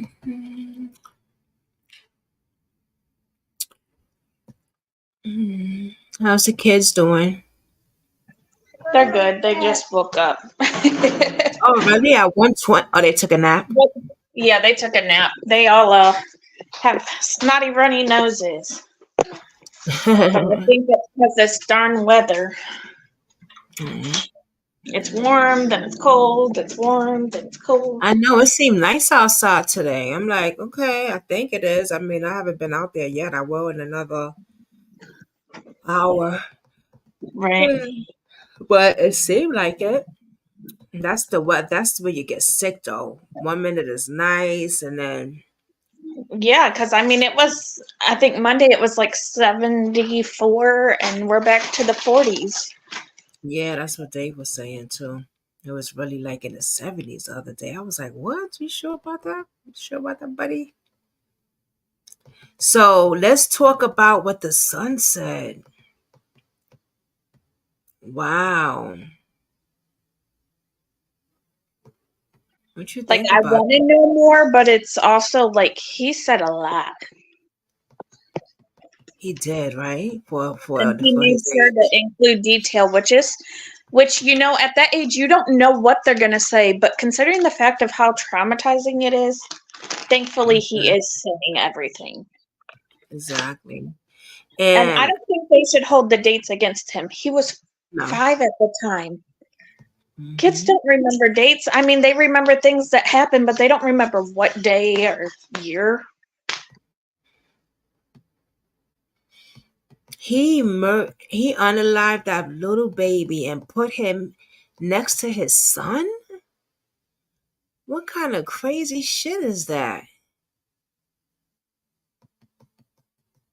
And that was supposedly his favorite son that he put him next to. Right. He is really weird. Really, really weird.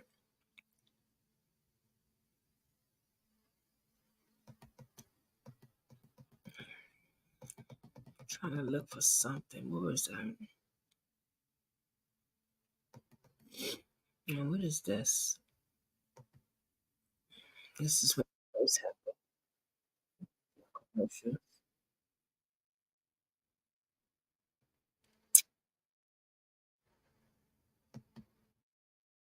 After 5 days, the 4-year-old is still nowhere to be found. Tonight, his father is in the Hampton City Jail, charged with 7 counts of felony child neglect, unrelated to Codi's disappearance. We have live team coverage. Sarah Hammond will tell us about a shift in search efforts. But first, let's go to Angelique Arontalk. She talked to Cory Bigsby's attorney. Angelique, what have you learned?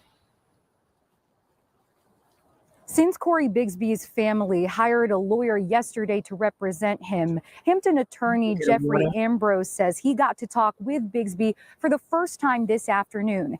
Ambrose tells me that since reporting Codi missing, Bigsby stayed at police headquarters against his will.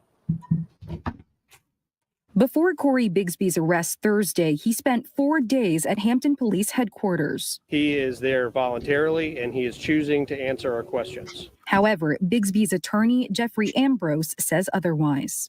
In speaking with Mr. Bigsby, he advised me that he was not there voluntarily. Ambrose tells me one of his next steps will be reviewing security video and interviews when available. I'm very anxious to review these materials to get some definition as to exactly what happened during those 4 days. Hampton police stand by what they've said all week and sentiments from Chief Mark Talbot in a news conference Friday. He retired from a position of authority. He seems to be quite intelligent. He seems to be quite capable. And part of his capabilities seems to be understanding his rights. At no time did he request to see an attorney. Had he made such a request, we would have honored that request. Ambrose says he still has to review all of Bigsby's interviews and statements, but refutes what the chief said. My understanding is that he did request an attorney and to remain silent, at least at some point during this process, and that those requests may not have been honored correctly. Bigsby remains the top person of interest in the case of his missing son. Ambrose says that when asked where Codi could be, Mr. Bigsby told him he does not know. Live in Hampton, Angelique Aaron Talk, 13 News Now. Cory Bigsby appeared by video for his arraignment this morning. He will be back in court on Tuesday for a bond hearing. Oh, boy. It's me and you, girl. That's all right. That's right. I was about to say that. That's all we need. Let's see here. I would talk about another cases while we on, but I don't think that's cool when it's Codi's case today. You know what I mean? Right. I agree. Cory Bigsby defense team. Lutheran, a look at the future of Hampton Road. What's this? Oh, what's she talking about? Where's she at? I just caught her. Okay, there she go. Well, new at noon, the attorney for the father of missing 4-year-old Codi Bigsby is adding more attorneys to the case. Cory Bigsby faces 30 charges unrelated to his son's disappearance 6 months ago. Allison Basil found out what's next in the court process. I gotta go food Today, Cory Bigsby's attorney, Amina Matheny Willard, announced 3 new lawyers are joining her on Bigsby's case. Matheny Willard says local attorneys Kenneth Singleton and Curtis Brown are stepping in to help, along with Peter Hansen from Northern Virginia. Judge James Hawks, a retired judge from Portsmouth, is also now on the case. Last month, the grand jury found enough evidence for Bigsby to head to trial. He faces 30 charges of child neglect and abuse. Those charges aren't related to his son, Codi Bigsby's disappearance. Matheny Willard says she is planning to schedule a new bond hearing for Bigsby in August. The judge that's covering the trial. Continue to ask for. Say that again. The judge that they just showed when Corry went to court is the judge covering the trial. This judge, right? Yes. And this is when it first happened, I think. Let me see. A year ago. Oh, this is a year ago. Oh, okay. So that's the Which judge. is good. So he knows the background. You know, rather than some trial, a different judge picks it up, and then it's like, okay, well, they're coming in and out of the blue. Right, yeah. True. Yeah. So that is the judge. Bond, because he is definitely entitled to bond based on the statute. There's nothing in that statute based on the charges that he's charged with where he should be denied bond. Matheny Willard says court officials will determine trial dates soon. In Hampton, Allison Basil, 13 News Now. If convicted on all 30 charges, Cory Bigsby could face up to more than 100 years in prison. Bigsby's next court date scheduled for November 17th. Hot dang. But that's where he belongs. I chose Wix for my business because of its massive scope for functionality and 40 freedom minutes of ago. creation. Being able to integrate and change and develop at my own pace. Now at 4, a major development out of Hampton in the case of Cory Bigsby. It comes from new testimony in court today. Cory Bigsby is charged in the death of his 4-year-old son, Codi. The boy's body has... Well, new at noon, the attorney for the father of missing 4-year-old Codi Bigsby is adding more attorneys to the case. Cory Bigsby faces 30 charges unrelated to his son's disappearance 6 months ago. Allison Basil found out what's next in the court process. Today, Cory Bigsby's attorney, Amina Matheny Willard, announced 3 new lawyers are joining her on Bigsby's case. Matheny Willard says local attorneys Kenneth Singleton and Curtis Brown are stepping in to help, along with Peter Hansen from Northern Virginia. Judge James Hawks, a retired judge from Portsmouth. No, I just seen something that they just did 3 minutes ago. It was on the sideline. Let me see if I can find it again.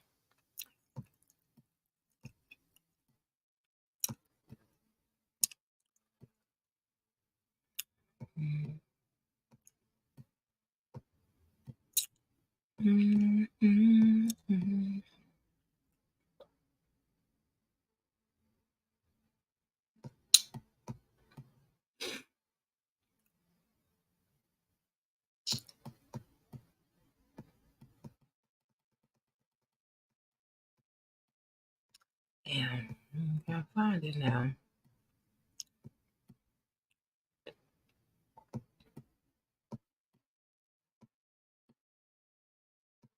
Where do you think he put Corey's?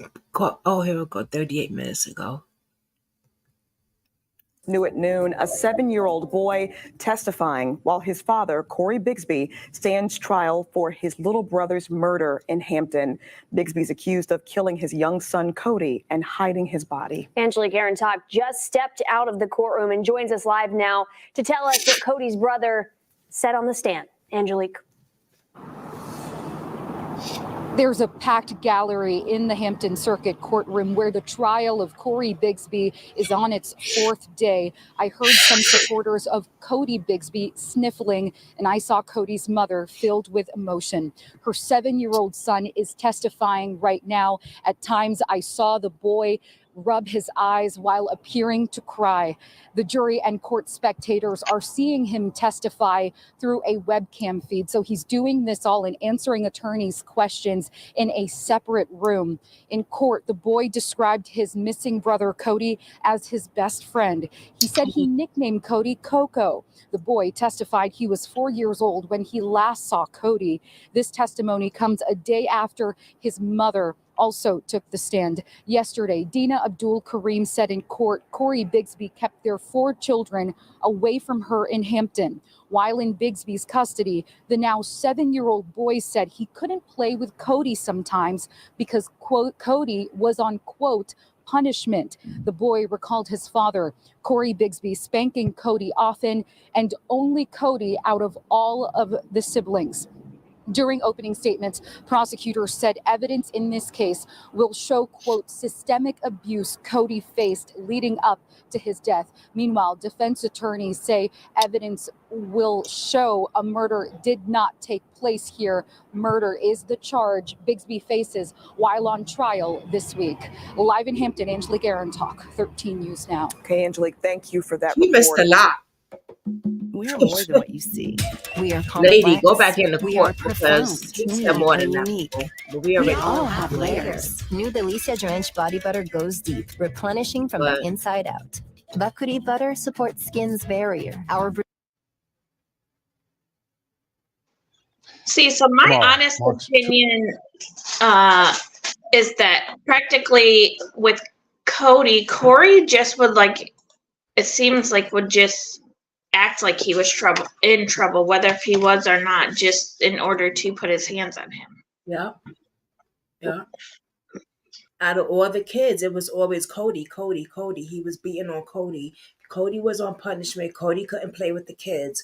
Codi this, Codi that. Right, and the son even admitted that he was always in trouble. How is that possible? For a 2 years old. Right. to be in trouble. He is 2 years old. He can't even walk around yet. Like, come on now. He's still learning everything. Right. 2 years old.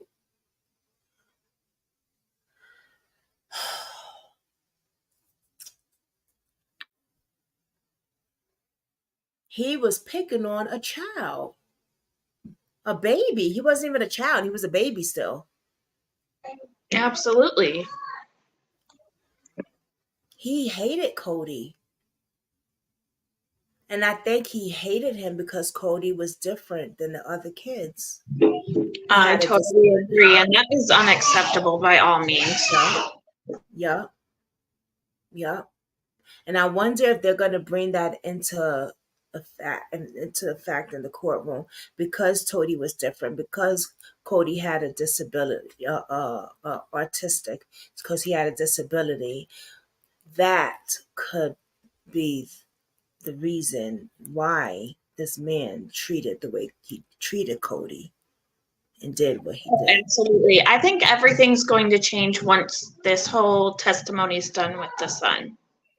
I think it's really going to hopefully get the wheels turning and everyone on board with what happened. Man, really killed. Yeah. I mean, why do you think he has so many lawyers? Right. So he got the man, and is that lady too, right? Yeah, he has Mr. Brown, somebody else, and a lady. He got Mr. Brown. He got that lady. He got somebody else too? Yeah, another guy. He has 3. Oh, Lord. He wouldn't have lawyered up so much if he wasn't guilty. Exactly. Because, his life is on the line, baby. When he wrote that letter, he fucked up. And that's good he wrote that letter. Yes, it is. It's good he wrote that letter. Yes. But where is Codi? Exactly. Where is he? My only guess is typically in situations like this, they either have found him or they tend to put him in like fields or wooded areas or water. That's typically where people disperse children after they do things to them. Hoping that they won't get caught.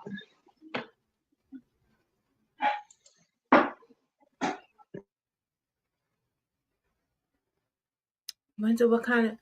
And he didn't have a job when he came home, right? Not that I'm aware of.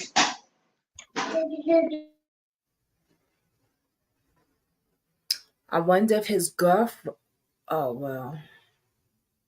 See, now, I don't know if they still do it like they used to, but I know, like, even if you were a felon and when you got out of jail, you used to get food stamps and stuff. I don't know if they've cut back on that or not. I'm sorry, but I feel like if you... No, yeah, you still do. That's insane to me, because if you did what you did, why do you get to benefit when there's other people struggling that can't even make ends meet? Yeah. Yep, you still do get food stamps and stuff like that.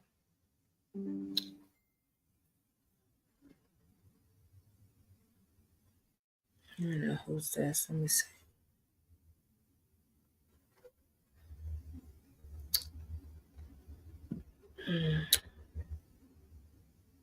Hold on, let me give somebody this Codi's trial that we are alive. Yeah. Nicholas. Yeah. Oh, girl. That poor baby went through hell, man. You know how crazy and scared that little boy... I mean, he was shaking Codi thinking he was sleeping, trying to wake him up. And Codi was unalive. Huh? Mm-hmm. Codi was defenseless no matter what. He had no way of being able to get anyone's attention or anything. Mm-hmm. You know, and I'm honestly surprised nobody called, because did all those kids witness that? Right. Was just the oldest there? Because you would have thought the kids would have screamed so much that it would have caused commotion to where people would have called. But then again, I guess in that video you showed yesterday, the neighbor said they would scream and bang on the wall and stuff. Mm-hmm. So Right. Now, I wonder if the neighbor is a witness. Is one of the witnesses. I mean, I would hope so. Because they Right? have questioned him. He did say in the video they questioned him and had his information. And he saw the kids there, looking out the window. He heard the noises and banging. Because he used to be like, damn, take them kids outside in the backyard or something. You know what I mean? Like, shit. Right. You Let know? the kids play. Yeah, let them play. And then we got the girlfriend, the ex-girlfriend. I can't wait to see what she's going to say. She's going to defend him.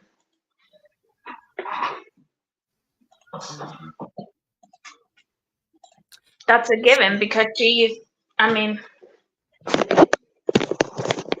been there since day one and right by Corry. Yeah, even with her other man. Even with her being married to the next dude. She's like, oh, well, I know we married, but I gotta go and support my ex. Girl. I'm wondering if they were saying she was the sister in order to cover that up. You know what I mean? Between their relationship between the two of them. She knows so that her man didn't find out. But I think it's about to all unravel. I hope so. I know she gotta know he did it. She's gotta know something. He had to talk to somebody.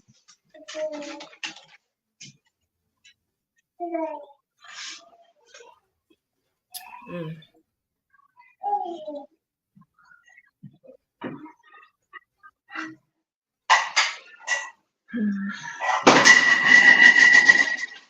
It's crazy. Crazy. Let's see what if Rhonda is back on. No, not yet. Come on, Rhonda, mamita. 24 minutes. I'm impatient. She said about 30 more minutes. I'll be back in about 30 minutes. Come on. They're probably dragging it out. They're probably dragging it out longer because they had that downtime of nothing going on, so they got to make it up. Let me message our girl Nancy. Yeah. Let me call her, matter of fact. You think she's in court? Oh, her FaceTime is down, I think. No, it can't be because she's on her group thing. I mean, if anything, it's just going to be ignored or go to voicemail. I'm sure she has to have her volume down.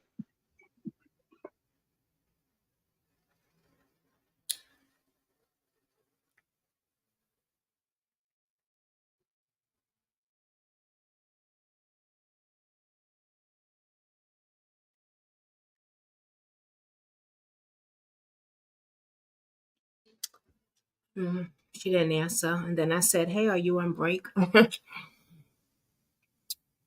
they're probably I wanted to let her come up a little bit last night, but we was covering another case and I didn't want to kind of, you know what I mean?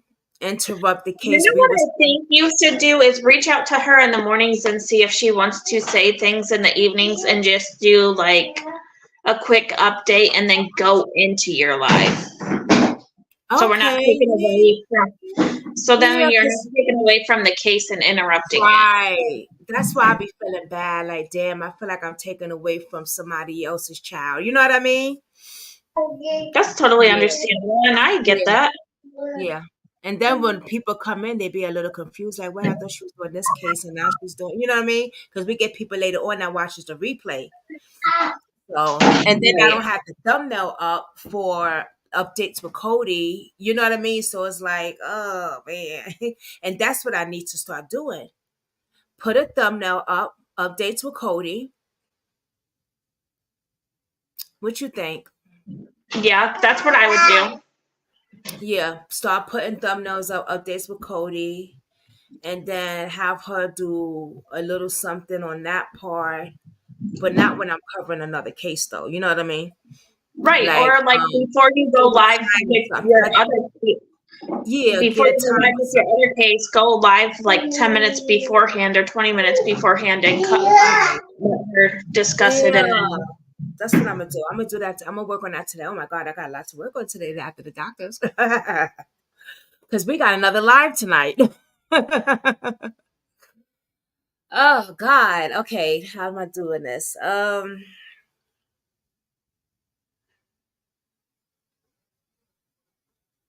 While I'm waiting, while I'm at the doctor, I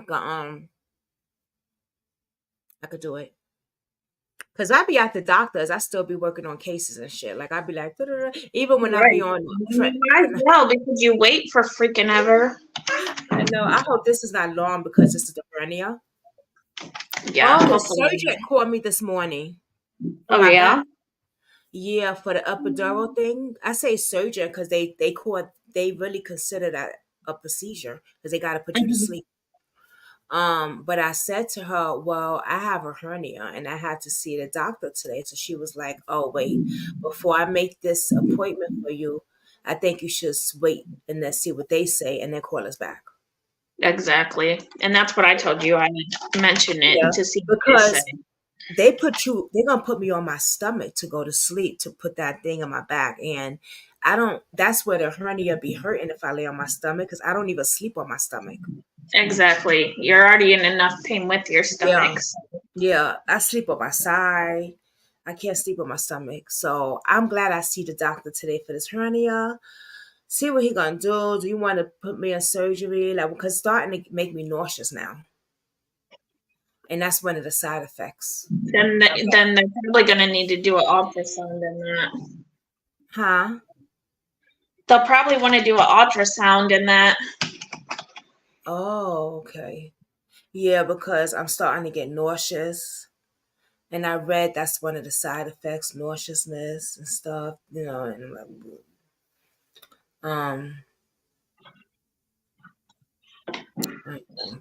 it's one thing or another.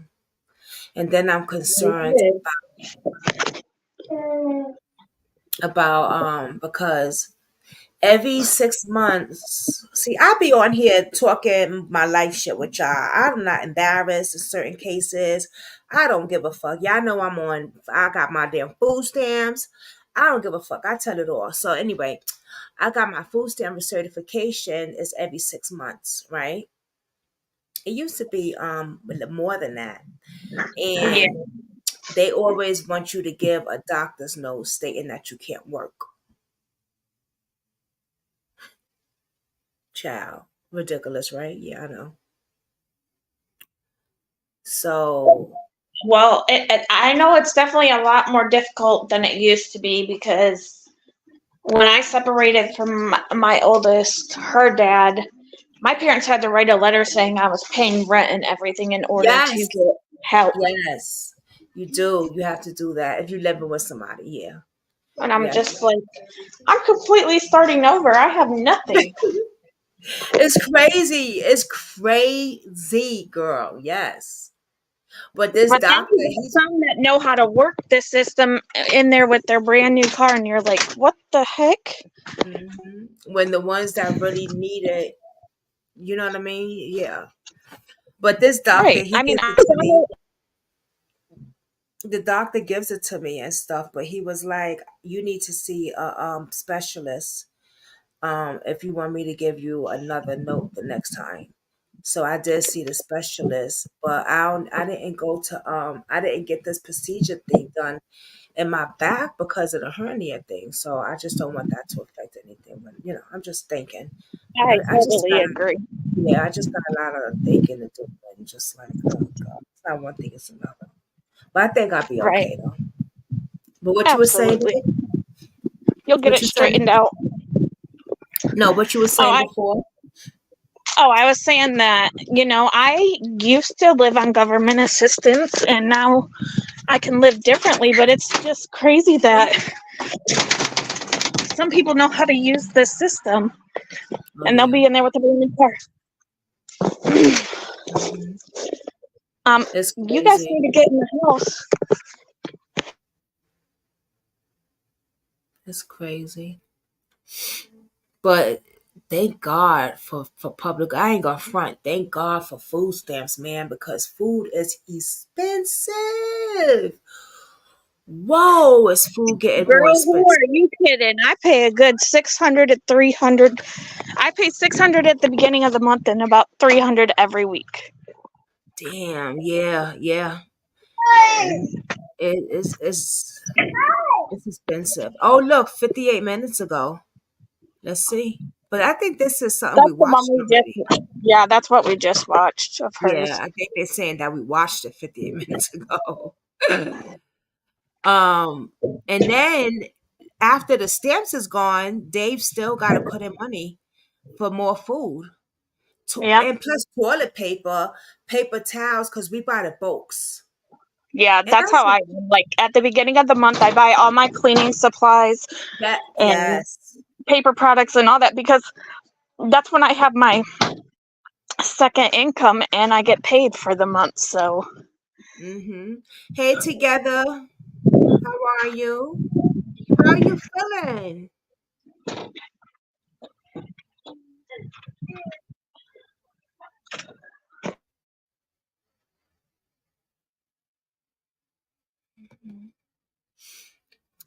Yeah, so that's what we do too. You okay? That's good. So that's what we do. Like Dave gets it by the bulks. The toilet paper, the paper towels and everything. It's better to buy it like that than to just go at a time. Like absolutely. It lasts longer and when you have even if you don't have children, you go through that stuff more than you think if you don't buy the bulk. Exactly. Especially the way Dave used the bathroom. Child, please. You think that he's a 2 years old using the bathroom? Because he fucking used the bathroom more than I don't know what. So he needs to buy toilet paper.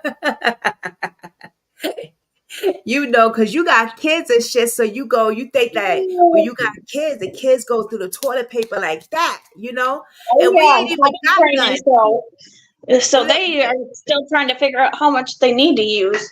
Yeah, and we ain't even got no kids, and we still go through toilet paper like a mother.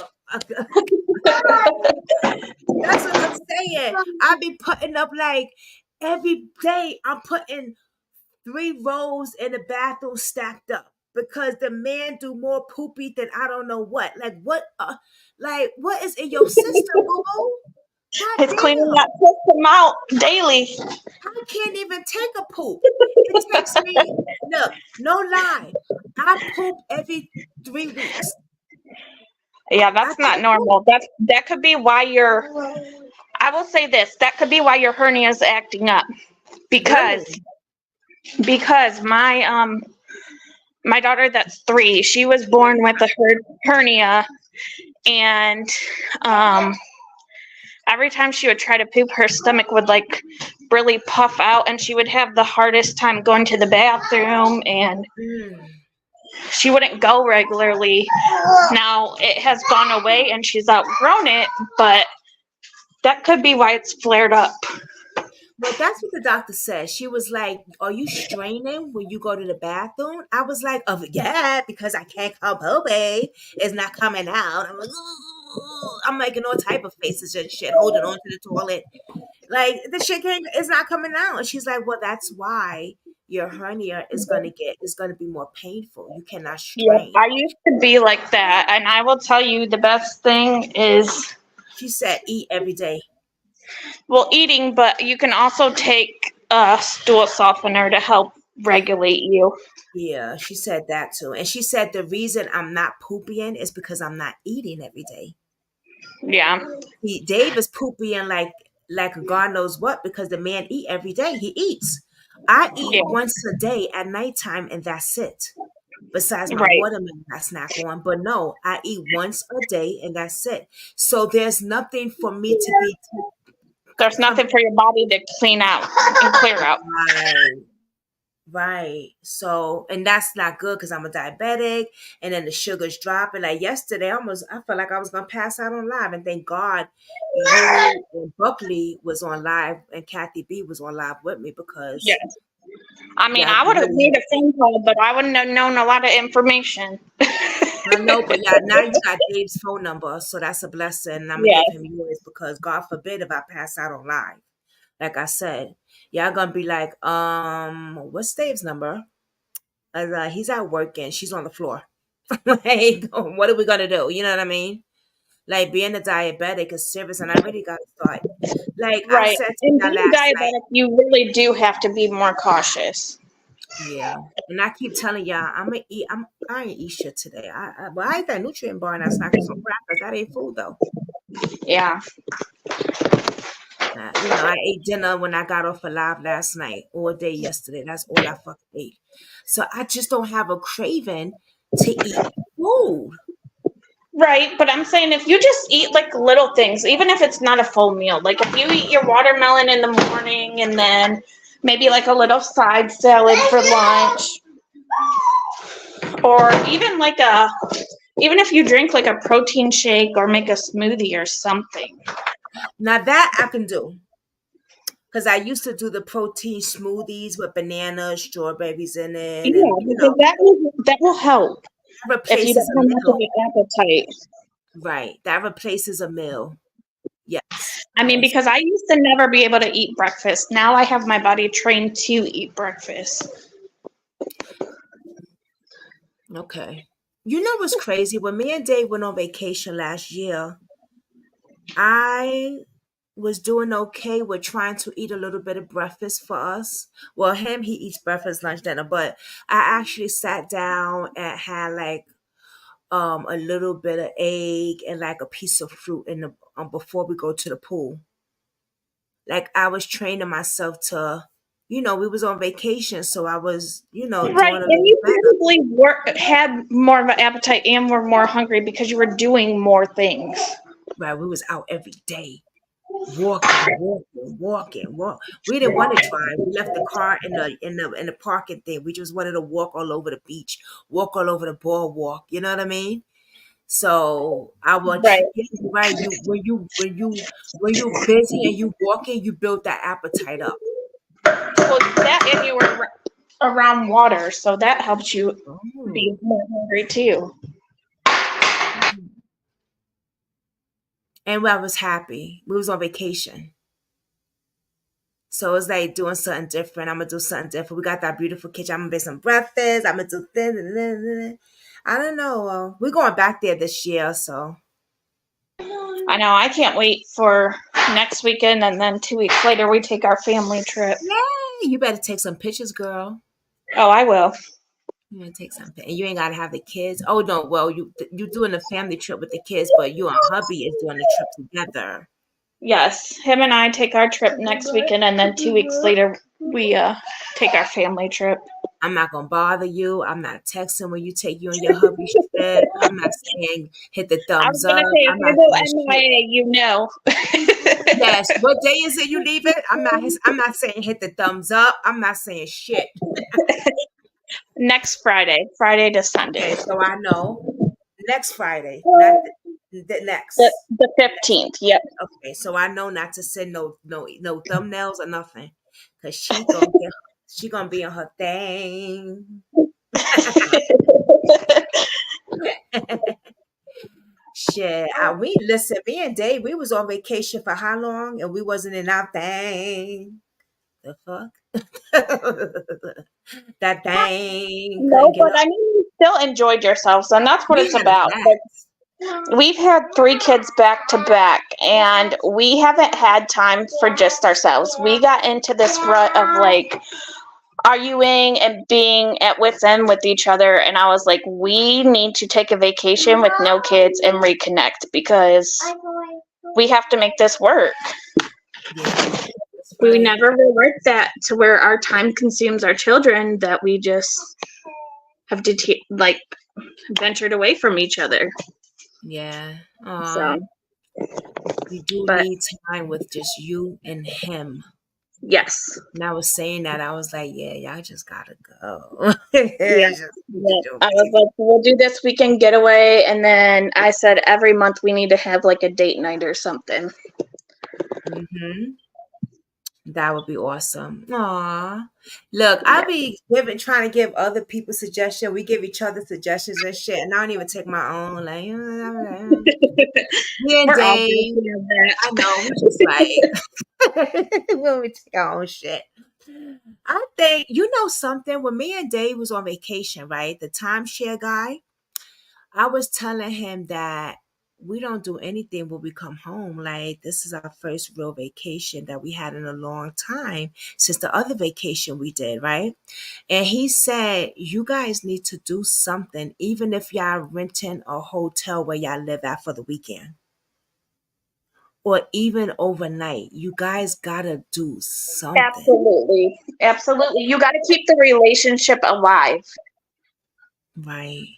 I feel like we are roommates. Well, yeah, it gets to that point because you get so caught up in everything in your daily life to where that connection's there, but it's not there. Like, you're not constantly, I don't know. I like, it's almost like you still need to like do things you used to do when you were dating, whether if it's going to dinner or going away for the weekend, or, keep that spark alive. Like, I don't know. I don't feel like we roommates where I don't love him in the love manner. Because goddamn, I love that man to death. I just feel like it seems like we just roommates because he's on that side of the room, and he sleeps out there. I sleep in the bedroom, but that's because I'm a content creator and I'm up all night with y'all doing it. So he needs some goddamn rest. So he ain't gonna. That's different. But right. But no, I get your point. I asked him. I said, even if you guys did a date night at home, if you made dinner and had a candlelit dinner and watched movies and stuff. Or right. Yeah. That's what we used to do. Remember, I used to say to y'all on Saturdays, I'm not going to do a live because it's me and Dave's day. Yeah. And you guys need to do that. You do need to do that. We were supposed to do that last week, but then he was so tired over there in his little cave living room. He was like, Dave, do you mind if I just stay out here and just watch my oldie shows? I was like, no, that's great. I'm going to go on live. Right. And I hit y'all up like, we're back on live today. Like, I just be happy as hell. Like,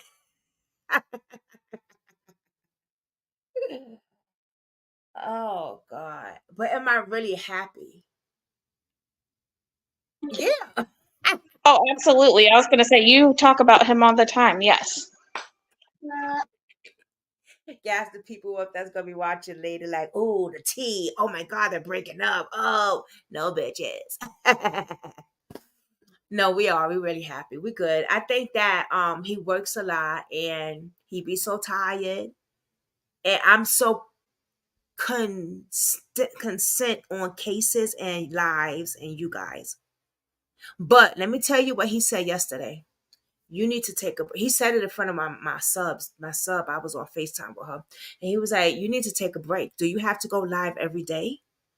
I was like, he was that's like. That's why I said something about you doing your celebrity gossip. And you do need to have a day where it's just you and him. Like, I know you go to the grocery store and stuff together, but you guys need to watch a movie or something. Fuck you, Katie. Hey, I've just been learning from my own experience. Good. I love it. I love it. She 100 real though. We go to the grocery store and shit. That's our date night. Yeah, that ain't nothing because the grocery store can be aggravating and just rush. I'm messing. I'm just joking. No, I think you gotta be laughing so much. I'm drooling and shit. No, I think this weekend we might just chill. Like I won't. We'll see. I won't do a lot. Well, we gotta stick to it though. Maybe this weekend I'll just do a. We'll just do like a movie night at home. I won't do a live. I probably will put some uploads up for people that want to watch it. But as in live and stuff, me and Dave would just do movie and stuff like that. Maybe see how that's. Well, we always say that. We see how that go.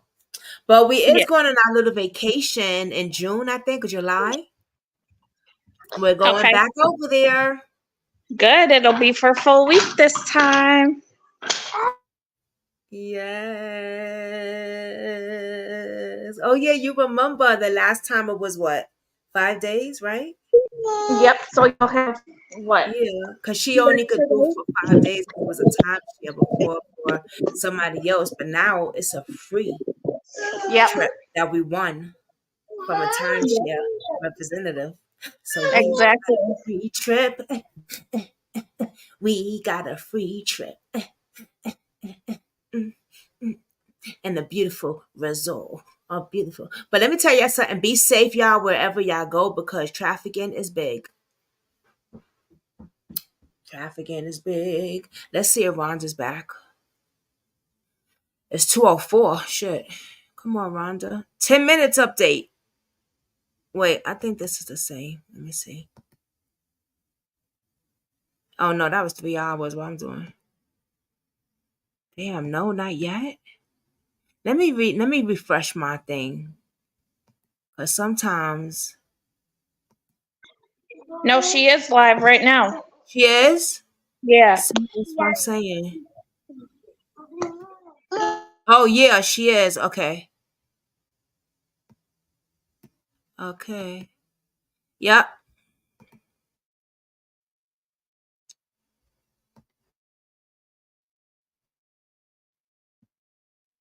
Oh, shit. Okay. Yeah.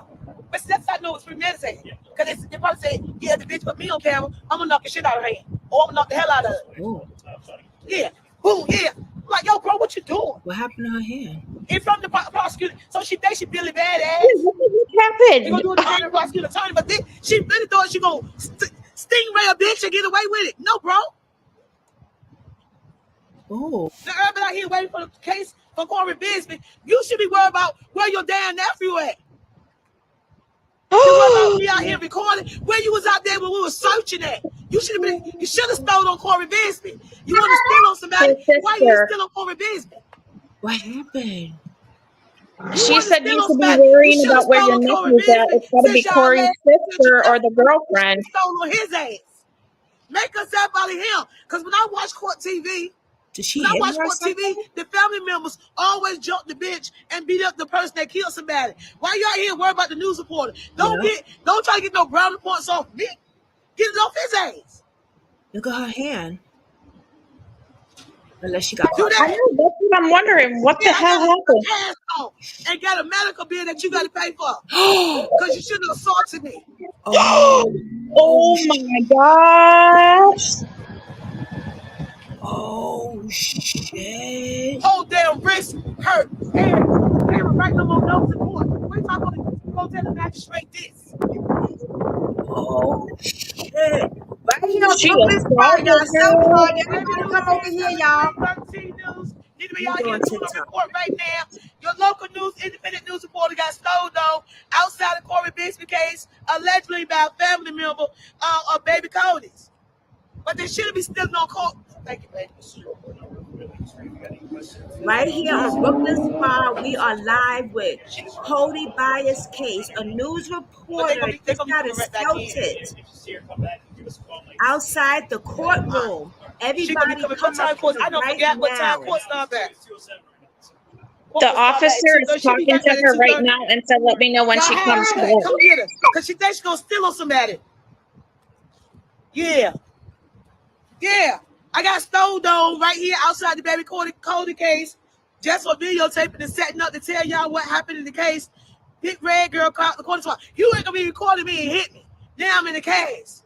Temporary case. Yeah, we missed that one. I got warrants around this bitch. Everybody go to court. Everybody go to court. You know it's gonna be funny? Tee-hee-hee. Ain't no fun when the rabbit got the gun, is it? Ain't funny there, is it? You still bragging? You riding down the street talking about it? Talk about my gas. Talk about this one. What we talk about, let's tell it all.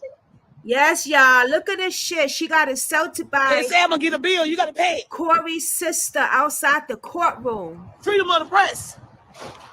Came down here to get a warrant. You came over down here to get a warrant.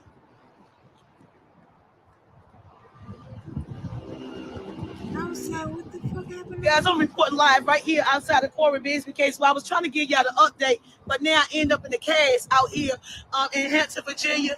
I got a cast on my wrist. They told me to take some ibuprofen. If it start hurting some more, go check in at the emergency room or call them back so they can come and pick me up and take me to the ER on the stretcher. I would have went to the ER. I'm reporting live, guys. And I was telling the Commonwealth prosecutor attorney lady. I said, she assaulted me. I need her name. I said, you seen it? She said, I don't want no trouble. All I want is this case to go ahead and go even and go fair. No, she stole on me. I cannot believe this. Wow. This is unreal. So now you can't even be a witness if you're a witness, or if you are going to be a witness, you're going to be in handcuffs coming in there because of what you did. Yeah, I would have went to the emergency room. Hey, baby! No, drop the link for her. I sure as heck will be coming in, and I will be going to the emergency room after court. Wait, Cody's voice is here. Let's drop the link. I'm coming. Hold on. I'm trying to hold Cody for TikTok too, girl. I'm trying to do a million things. Wait, Can you pause her and we can watch this afterwards? I want to hear what Nancy has to say. Hold on. Now I got a case. Temporary insanity. Blood pressure went up and everything. Yeah, got it on note. My blood pressure went up and my oxygen level was high. All right. Come on up, babe. Anywho, guys, here in Cory Bigsby case, we never get to tell his story. Guys, baby. She was assaulted at the court. Look at this. I can't even write no more notes. Trial, a reporter, the family member jacked her up. Fingers going numb, tingling in fingertips. I would have went to the emergency room, got my paperwork, and sued the Hey, thank you, baby. I'm trying to. She needs to go after court's over to the emergency room. Okay, thank you. Wait, we got Nancy. My homie went and got me a coat. Hi, Nancy. Hey. Girl, what in can't write no more notes. I'm done for notes. Can you pause the video so Nancy can talk? Yeah. Oh yeah, because we can always see her. We're going to remind her. I might have to do it later anyway because I got an appointment in a few. So we're going to have to do an update on that later. Hey, babe. Hey, it's just going to get worse and worse from here on out, y'all. That's just the beginning right there with Rhoda. What the hell happened? We just we didn't see it. We didn't see it. We were coming out of the courtroom upstairs. Rhoda came out. She had her camera on, and Cody's mother's sister said, "You wanna record somebody? Record this." And grab Rhoda by the arm, knocking her phone out of her hand and stuff. Oh shit! So Rhoda's pressing charges. Yeah, I would be in the emergency room talking about my arm. Yeah, she risked it, and then I'd be suing, pressing charges, and getting a lawsuit. She will. She'll leave here, and that's exactly what she's gonna do. Guarantee it. She better. Guarantee it. So today, let's get to the baby. The baby testified today. He acted like a little man. Let me tell you. Aww. Beautiful. Wait, before you start, I just want to say something real quick, right? We saw Cody's picture, the picture that's always been showing about him standing there. We haven't noticed it before, but today me and Katie noticed Cody had 2 black eyes. Yes, he did. Yes, he did. And that's the picture that they showed the mother yesterday. And she broke down and she started crying. She goes, "That's my baby." And the prosecutor goes, "Can you tell me, is that a normal look for Cody?" She says, "Absolutely not." She says, "My baby looks very sad. He looks in distress, and he's lost a lot of weight. That's not the child So that came here." So that was the let me put her down and pull us all the way up. We could watch her later. I got an appointment in the field, but I just wanna we could replay her later. So that was the picture. Yeah. Cause I'm looking like real close, and I'm like, wait a minute, am I tripping? We've seen this picture for years, but it wasn't zoomed in the way it is now. And let me And tell I you, said, Katie, this baby got 2 black eyes. we got it all wrong about that mother, about her not looking for her kids or coming and trying to find them. That's a lie. That was a myth that was going around. She actually traveled here several times trying to find the boys. Corey would keep changing his phone number, his email addresses. He sent her an email telling her, this was June 14th, "I'm bringing Cody back to you because he's doing it again. He is fondling one of the twins, and he needs to see a psychiatrist." And so she blew it off, just thinking he's talking shit. He ain't going to bring him back. But she would take him. She said, "Okay, yes, please bring my baby back." She says on that date, that was the last picture that she got of Cody and the last that she heard from any of her children was on June 14th of 2021. So she actually did come out there looking for him? Yes. And she said she got the phone call. She emailed him and asked him, "Are my children still alive? I want to talk to my children." And Corey stated that he is going to hurt Cody bad to protect his other 3 children. In that email that he sent her about Cody fondling the twins, or one of the twins, which was a bald-faced lie. Which exactly? Does she still have that email? Oh yeah, they presented the email yesterday. Oh shit. Yeah, and all the other emails that was going back and forth. Yeah. So there was contact. She was trying to keep in contact with them. Everything. So everything that we thought that this mother wasn't trying to do, that was on us. That was our mistake by thinking that, because we didn't know the facts. And I talked to her yesterday. She told me, she goes, "Miss Strickland." And I looked at her and I was like, "Yes, ma'am." She was like, "I messaged you months and months and months ago." And I'm like, "You did?" She's like, "Yes." She says, "Because I wanted to tell you that I am so proud and I am so honored to meet you and to let you know that I, so from the bottom of my heart, appreciate everything that you have done to keep my son's name out there in the press and to bring awareness for my son."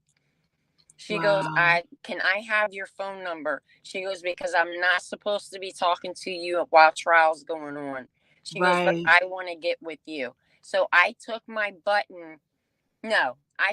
t-shirt off. I gave her my t-shirt. I gave her my button. And then I gave her 3 of my decals that I had made. It says "Justice for Cody."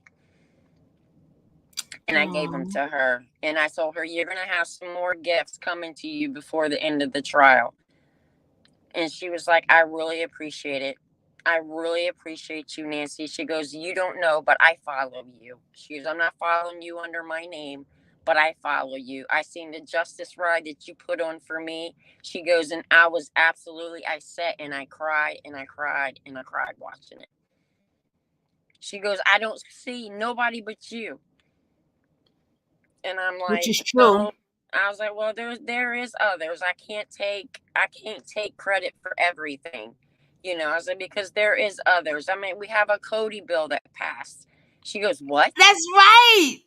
Yes. Yesterday Yeah. we seen it and I was like, yeah, it's passed both the House and the Senate. Now it's sitting on our governor's office for him to sign it, and then it's in effect. Who put that out for that to happen? Was that you? No, to be honest with you, that was Black Lives Matter 757. He did that. Oh, wow. He pushed and he pushed and he pushed, and then he got a delegate here that went up to DC and got in front of the House, the speakers, all of that, and presented it, and they passed it. So What did she say? She was like, oh my God. She goes, you guys are absolutely amazing. She goes, but she goes, I love you. I love you. And I was like, well, I want to say something to you. I was like, I would like to get to know the other 3 boys, if you don't mind. I was like, because I fell in love with your son. She goes, and you would have loved him. She was like, because he was so special. So special. Such a sweet boy. Does she think he did this to her son? Oh, yeah. You can't say nothing. You can't say nothing on it because of the... Yeah, but she told me, she goes, yeah. She goes, I know. All right, let me get off of TikTok. Hold on. Because you was on TikTok.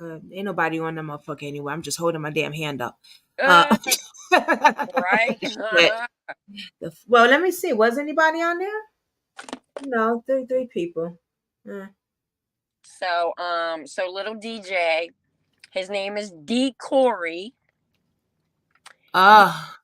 He looked like a little man. He had him a little plaid shirt on with a little blue bow tie. Had him a gold chain. He's got his hair braided. Very intelligent 7-year-old. Very intelligent. Oh, she said told y'all because she was saying okay, she was sorry. The mother. But yeah, very intelligent young man. They keep calling me. Shit. But so what did he say? These people me. What did the baby say? He explained what he saw that morning. Said he walked in the room. He tried to wake Codi up. Codi wouldn't respond. Said he called his name. He wouldn't answer him. Went downstairs, told Corry something's wrong with Codi. No, there's not.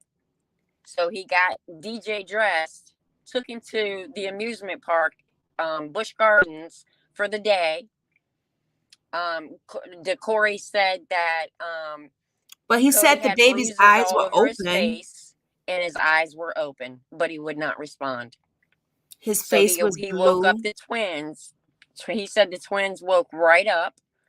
They got up, but he said, so then when the twins went downstairs, he went back upstairs to try to wake Codi up again, and he couldn't. They made the baby demonstrate how Codi was laying. Little Codi was laying on his side in the bed. And he said, I kept shaking. He called him Coco. He said, I kept shaking Coco. I kept shaking him and praying, please wake up, Coco. Please wake up, Coco. We were bawling in there. The jurors were crying. His eyes were open and he was bruised up. He was sad. He was unalive. He killed him. And then put that baby in the bed with his favorite son. Yeah. What a monster. What a fucking monster. I think we're froze. Oh, I froze. You froze. Okay, we're good. But it's 2:20 and we have to be back in at 2:30. So I'm gonna head gotta back go upstairs. I got an appointment, but you know what I want to do? I want to start doing. I can't hear anything. Oh shit! You can't? Can you hear me now? I'll jump back on next break. Okay. Okay. Can you hear me now? I can hear you. All right. She can't, and she froze. I would just send her a message when you're at the doctor's. Yeah. I'm gonna message her. I'm gonna text her anyway. Nancy. Okay, yeah, I'm gonna message her anyway. So Codi was unalive in the bed. He beat him to death. The baby had bruises on him, y'all. His eyes were open. He was dead, and his son saw that basically. So that's what he testified to. And then he took his oldest kids and his other child to the amusement park and left his dead baby in the bed. Hi. That is very heartbreaking. You know why he did that? He did that to distract that child's mind because he knew what else was he gonna do. Right, exactly. He is a monster. He is a monster. He is definitely a monster. Guys, we have more reviews later. I definitely have another case, another story coming on tonight, but I have a doctor's appointment now. I have to go because it's for my hernia. They might have to do surgery. I don't know what they're going to do, but I'm going to go take care of that now. Thank you, Katie, for staying with me on here to this morning. Everybody else, you can watch the replay. But I'm going to put another live for Codi on. Maybe should I do it? I guess we could just put all of it together tomorrow then. With whatever we have for today with Rhonda, and then what we see tomorrow, we'll just bunch it up because I have another live to do with another case later. You know what I mean? Yeah, that's what I would do. Yeah, that's what I'll do. And I'll get the thumbnail and everything for Corey's trial. I'll put it up tonight so you guys can see it tomorrow. But I gotta go. I've been on here since 11:35. And we got on here early today. Much love to everybody. Mwah. Hey, Buckley, baby. Mwah. Okay. Good luck. Thank you. I'll let you know, Katie. Okay. Okay. Bye, guys. Bye. Justice for Codi. Justice for Codi. Buckley, I'm going to message you while I'm at the doctor's. I want to talk to you about a few cases, but I'll message you. All right.